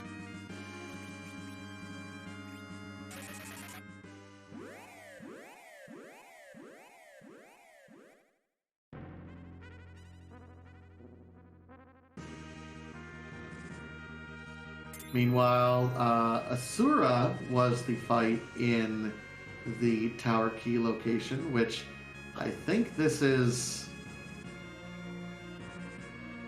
Wait, so... Soapbox still doesn't have the Pan or Twin Heart? So it looks like Soapbox hasn't gone back for Sheila 1. I don't remember where the heart was. It was a trap chest.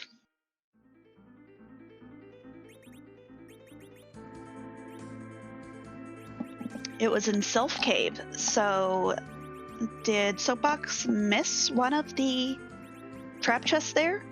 I mean, if so, we know that it's nothing.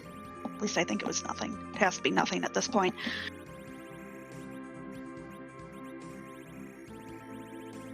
So hopefully this will push Soapbox Gamer towards the moon.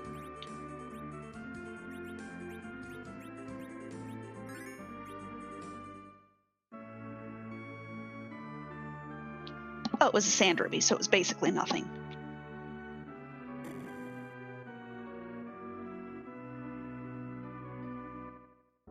Meanwhile, Jbrun is about to start his Invenomous fight.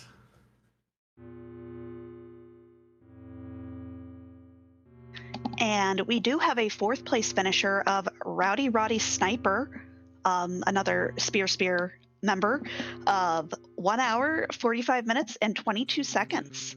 GG's to him.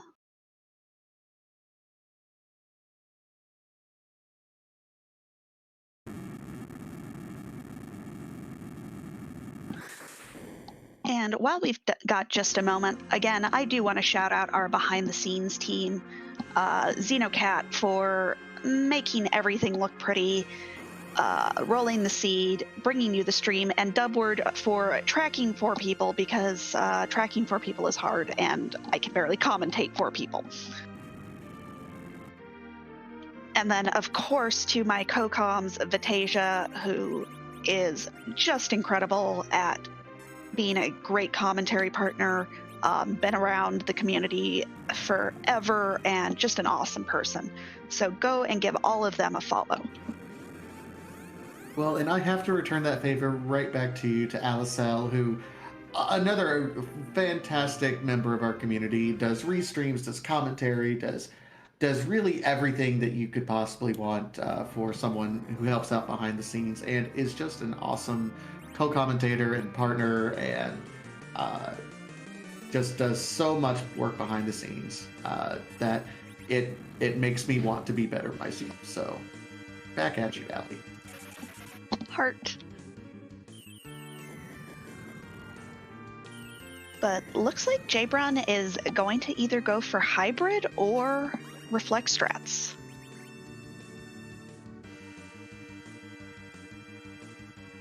Was that a Bacchus Wine? No, it was a Silk Web. It looks like we're going to go for some reflect strats here.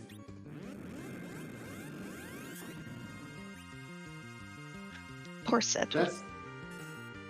Kind of poor Sid. We have lots of magic being cast right now, and reflected off Cecil. Given the party, we have 3 magic casters. We do have the Big Bang coming in, but it's fine. With the Silk Web, that first Big Bang is free. It's timing all the other. I guess we should go into what free means. Zeromus's Big Bang can be nerfed by casting a spell and getting a counter nuke at the correct time, and it changes how many rolls of damage the Big Bang does. And there's specific timing to doing everything after the first Big Bang. I'm not good at it. I just wing it, and sometimes it works and sometimes it doesn't. But the community has got it down to a science. But I'm not thinking that this Envenomous is long for this world. Oh no, these are some high damage magic rolls in addition to everything else, so it's going to go quite quick. I don't know if it's quite as fast as the melee folks earlier, but it's still going to be very, very fast. And one thing about reflect kills is if the enemy has a counter stripped like Zeromus does to refill his HP, you don't have to go through that whole HP, so you only have to do about 65,000 versus 120,000 or so. And crash, boom, bang, no HP refill, no meteor phase. With that, Jabron completes it at 150 flat. GG's there for Jabron. And we will see about an interview.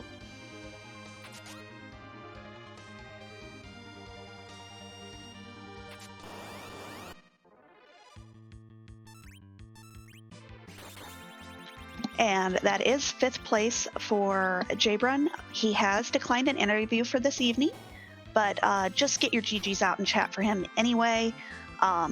Give him your love. Another great community member, Restream team member, and just an awesome person. So give your love to Jabron.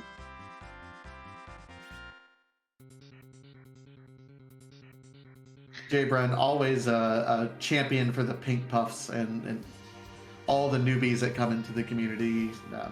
His little name tag says always a pink puff. So big shout out doing the pink puff fight in addition to everything else. Well, and I think all 4 of our featured runners today are on the Restream team. And if that's something that you're interested in out there, you're like, hey, I want to help the community in other ways. I might not be a great racer. I might not be comfortable doing races, or they're at harder times for me to make. And you're like, I think I could help out in the Restream team. Absolutely. Go ahead and sign up on the Discord. We love to have new members to the Restream team. Y'all are fantastic. And it's just a great way to help out.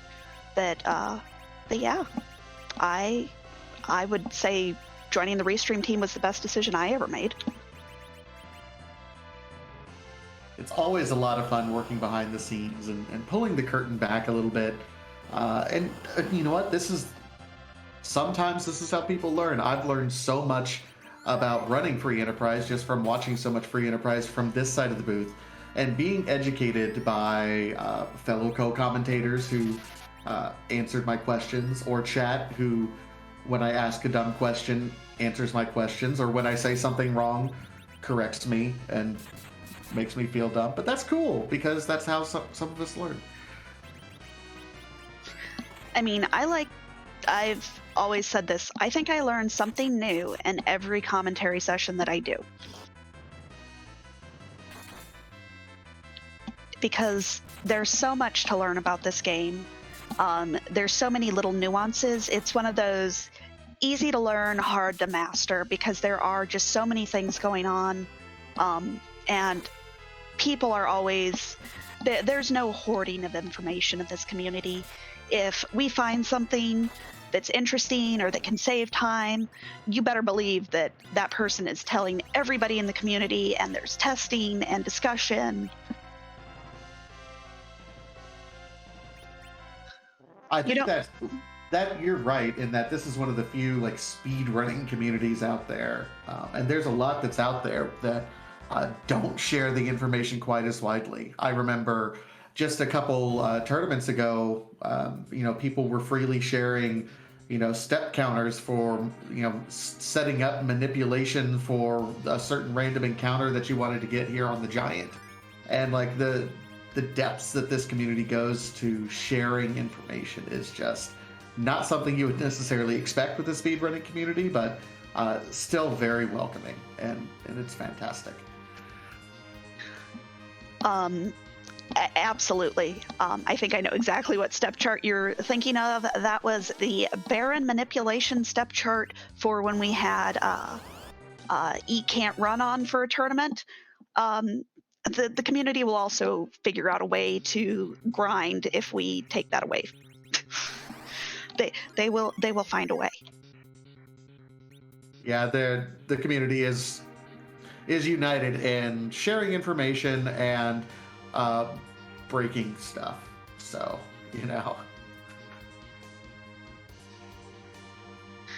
But Soapbox Gamer getting the news that Golbez is not here on the Giant. Gonna go ahead. Unfortunately, the Giant's one of those places that is extremely hard to warp out of, because if you check the first boss, your warps are all messed up.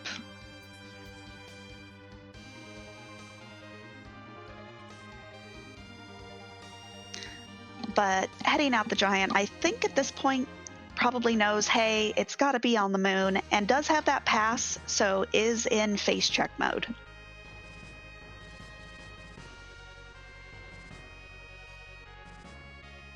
Plus, we got more of the Giant music, which is probably in the top 5 themes of the game.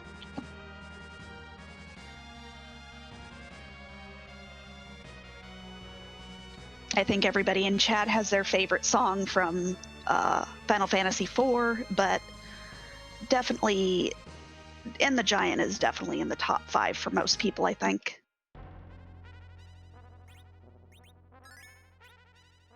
Absolutely. It's hard to say, because just all, when you think about the tropes of Final Fantasy, one of the things that comes to mind is the music. And I think Final Fantasy IV helps set the tempo for that just throughout the entire series. Every song is a banger. Oh, absolutely. And we don't always get to hear all of them when we play Free Enterprise, but the ones we do get to hear are still very, very good. And we even get special harp music, which is also fantastic.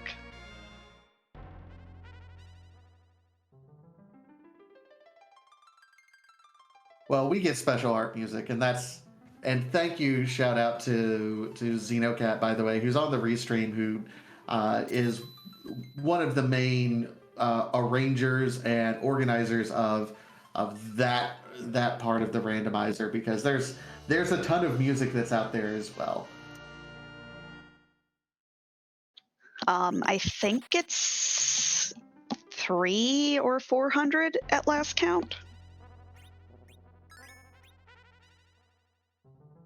I stopped trying to ask the questions of how many when I tried to figure out how many Z sprites we had, and Scala just stopped answering me once we got to a certain point. So I've never asked Xenocat how many songs we have, because I just presume I'm going to get the same, coy sort of, a lot.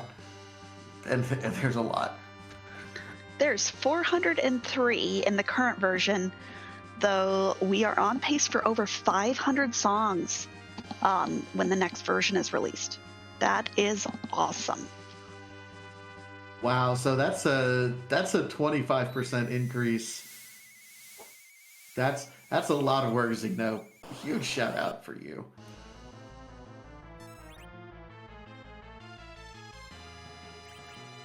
Yeah, definitely a huge shout out to all the development team.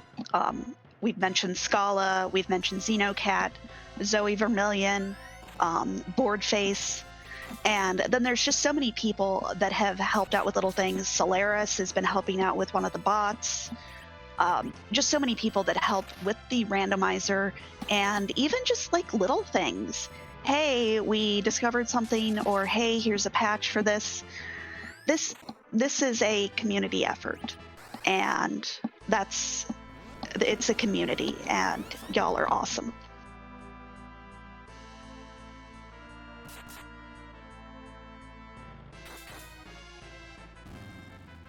And Xenocat in chat saying, to be fair, I've had 9 months to make all of those songs, and I'm like, yeah, I don't think I could do like 10 in that amount of time. The 9 months, that's like 250 days-ish or so, but 100 songs in 250 days, so you're averaging like a song every other day. That's really impressive. I don't care who you are. A song every other day. My goodness.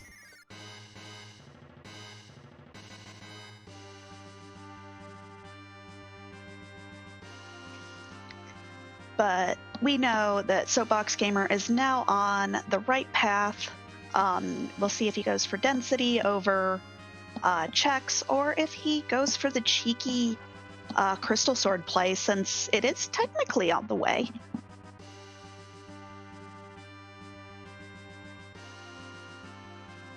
It is not opening any other treasure chests. Already got the turn in from Corey, so we're good to go there.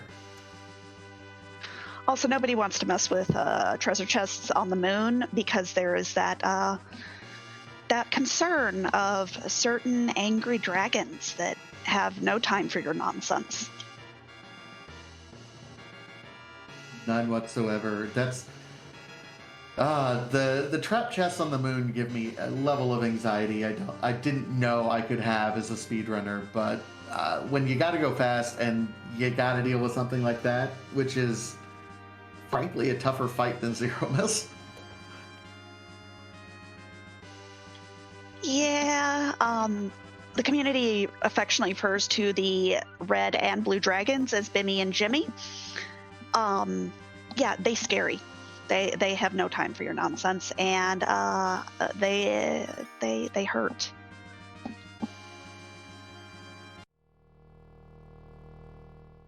But Soapbox Gamer, finding the correct fight, gonna find that Golbez.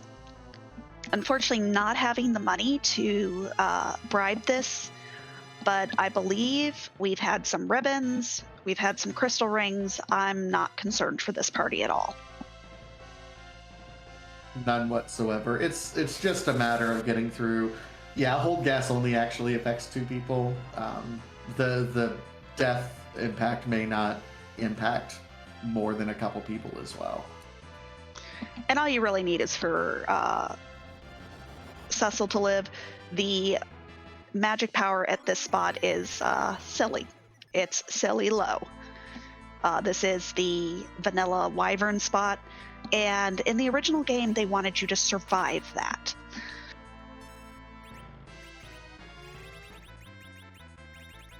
And Shadow breaking his teeth on 2 of these party members who had some sort of instant death protection. So yeah, let's beat up the Grinch.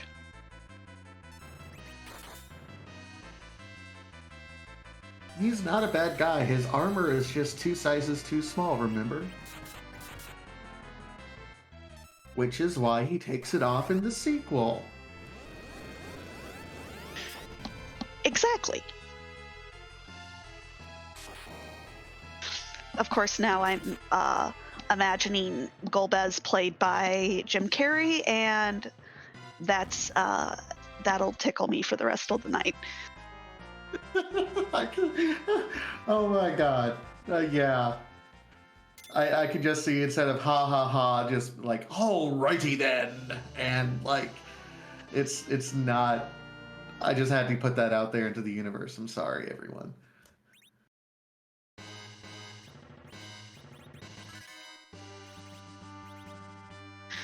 Just wait until I make my terrible cursed image of the Octo Spooky hand. That will be made in MS Paint.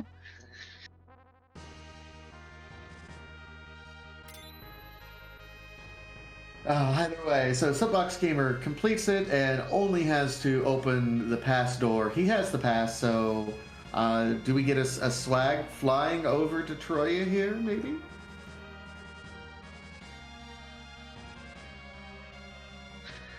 I don't know why, but it is so much harder to land the whale than it is to land the airship. Agreed. Like, I don't understand why. It's the same small shadow that you have to park, but it is. I'm right there with you.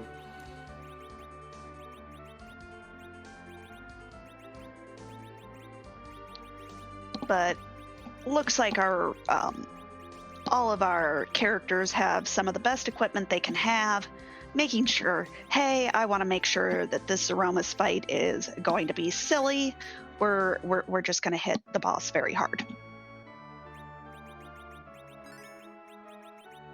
Looks to be a mostly melee party, so yeah, we're gonna hit it hard, hit it fast. Maybe might get some nuking in there with Palom for a couple nukes, but this is going to go extremely fast.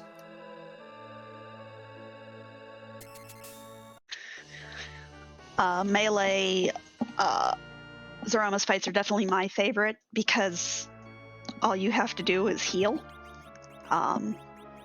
Because sometimes when you do reflect strats or the hybrid strats, you accidentally nuke your party members to death. Whoops.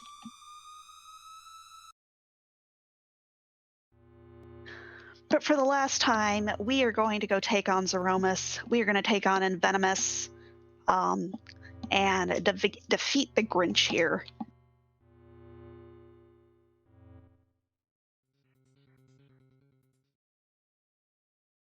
And meanwhile, we did have a few more finishers. We had Poydrak finish with a time of 1 hour, 51 minutes, and 44 seconds, and Bad Karma with a time of 2 hours, 1 minute, and 43 seconds.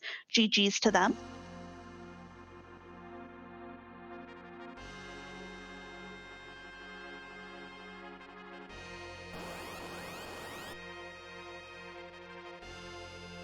And really, you know, any K-Trap seed, we mentioned it kind of early on in the process.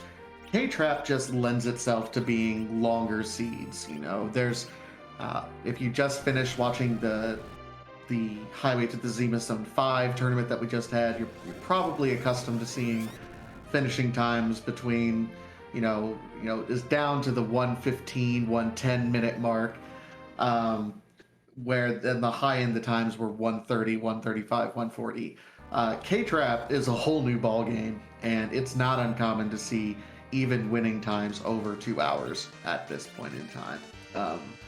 It wasn't necessarily this night, but it's just because of the different routing and different ways people went.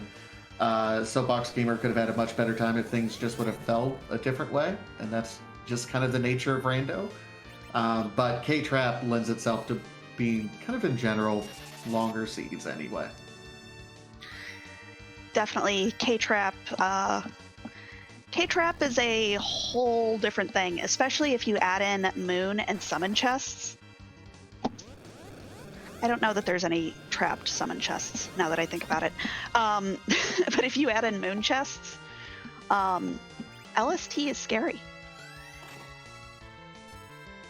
It's incredibly scary, and I try to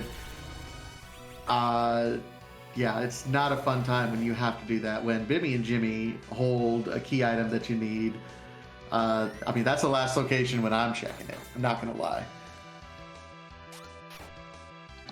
But if K-Trap is your thing and you want finish times that are all over 2 hours, we have a club for that too. It is the Lit 3 Club run by Xenocat. It is terrible, and I hide from that club because it does terrible things and everything is hard.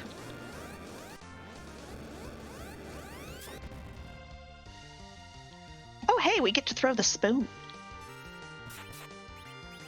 That was a nice thing. If you can't use it for Edward Spoony bartery, then might as well use it as its vanilla intended purpose, as a dart.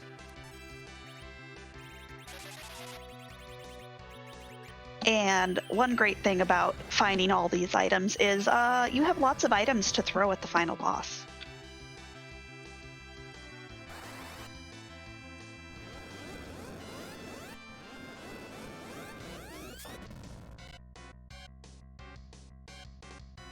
And there was some nuke going on here. Even Cursed Ring Sid is getting into the fight and doing about 2k a swing too, so I'll take it. Everybody wants to fight the final boss today, and we're gonna let Sid hit things.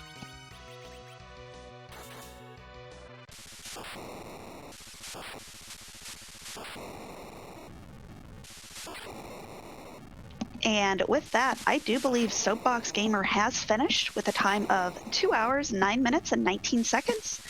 GG's to him.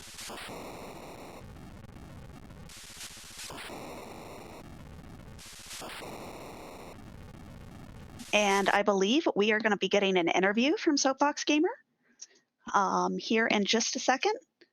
But just one more time, want to shout out all of our wonderful runners tonight and all the runners behind the scenes who are also running this race. They're all great runners. Definitely give everybody a follow.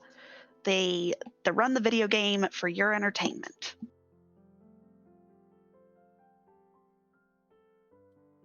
And with that sound, looks like we're joined by Soapbox Gamer. GG's. Hello. GG's to everybody. Tell us how you felt about about that seed. Golbez wins hide and seek champ again, and I'm pretty frustrated about it. But I committed to Blue Planet and I paid for it. Yeah, it's definitely pretty rude when you're doing K main and Golbez decides, oh hey, I'm gonna be in the Crystal Sword altar. I just knew it, and I was like, you know what? Let me see if I can see if I can beat Shiki at this point, because at this point I cleared everything in the Blue Planet.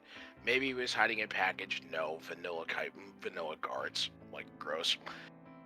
So I went to all the places other people probably wouldn't have gone, and of course I struck out on all of them.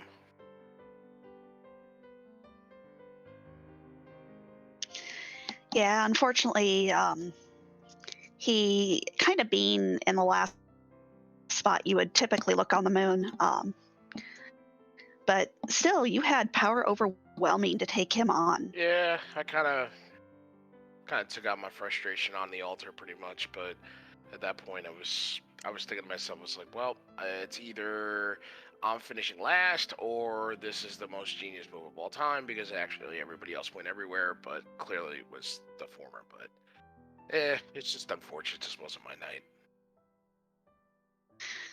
Yeah, high variance flags like these, especially with K-Trap thrown in, definitely can. It's either you've God routed the seed or you've definitely done everything. I've been on both sides of that, so I feel you there.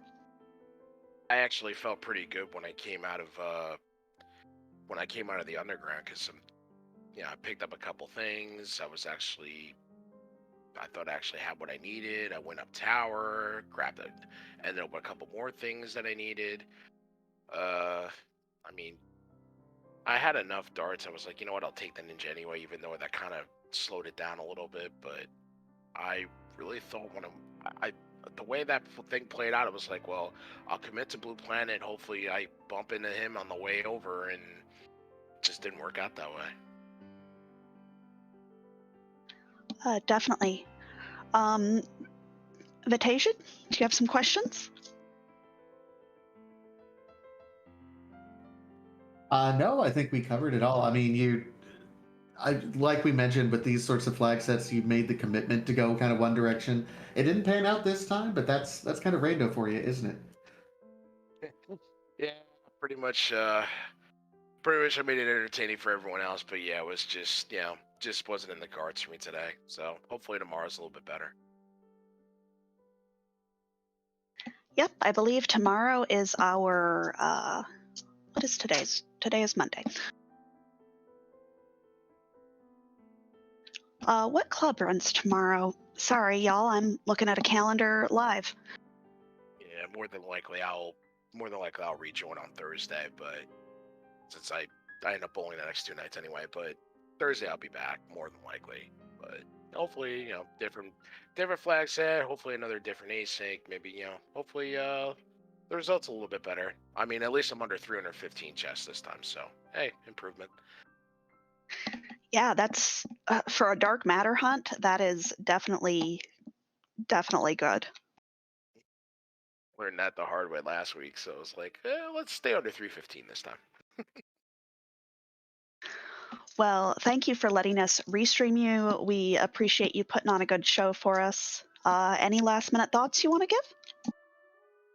No, I'm just glad it was entertaining to everyone as usual. Obviously, GG's to everybody else that finished ahead. Everybody did a great job. And I always appreciate being restreamed. That's why I have no problem coming here for interviews. It's like, hey, I'll come in and explain. I have no problem doing that. Well, we appreciate you letting us restream you. We appreciate you coming in for the interview. And we appreciate you being on the restream team. Anytime, guys. But yeah, if there's nothing else, we'll go ahead and let you finish up with your night, and we'll finish up with the stream for tonight.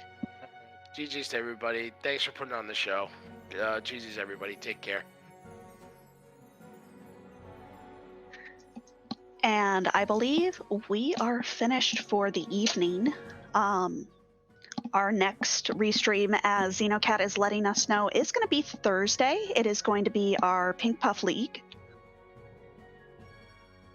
But we do have some clubs running this week. We have Mini Mysteries tomorrow night at 8 p.m. If mystery flags are if you like mysteries, definitely want to check that out. And yeah, just join the Discord if you want to run this. And once again, thank you to our behind the scenes staff. Thank you to Xenocat. Thank you to Dubword. Thank you to Vitasia. And thank you, Alicel, as well. Cannot leave you out. Well, thank y'all so much. That is all for us tonight. We are going to send y'all on your way. Just be safe. Be kind to each other. We love y'all. And Yeah. Have a fantastic evening, and we will see you next time.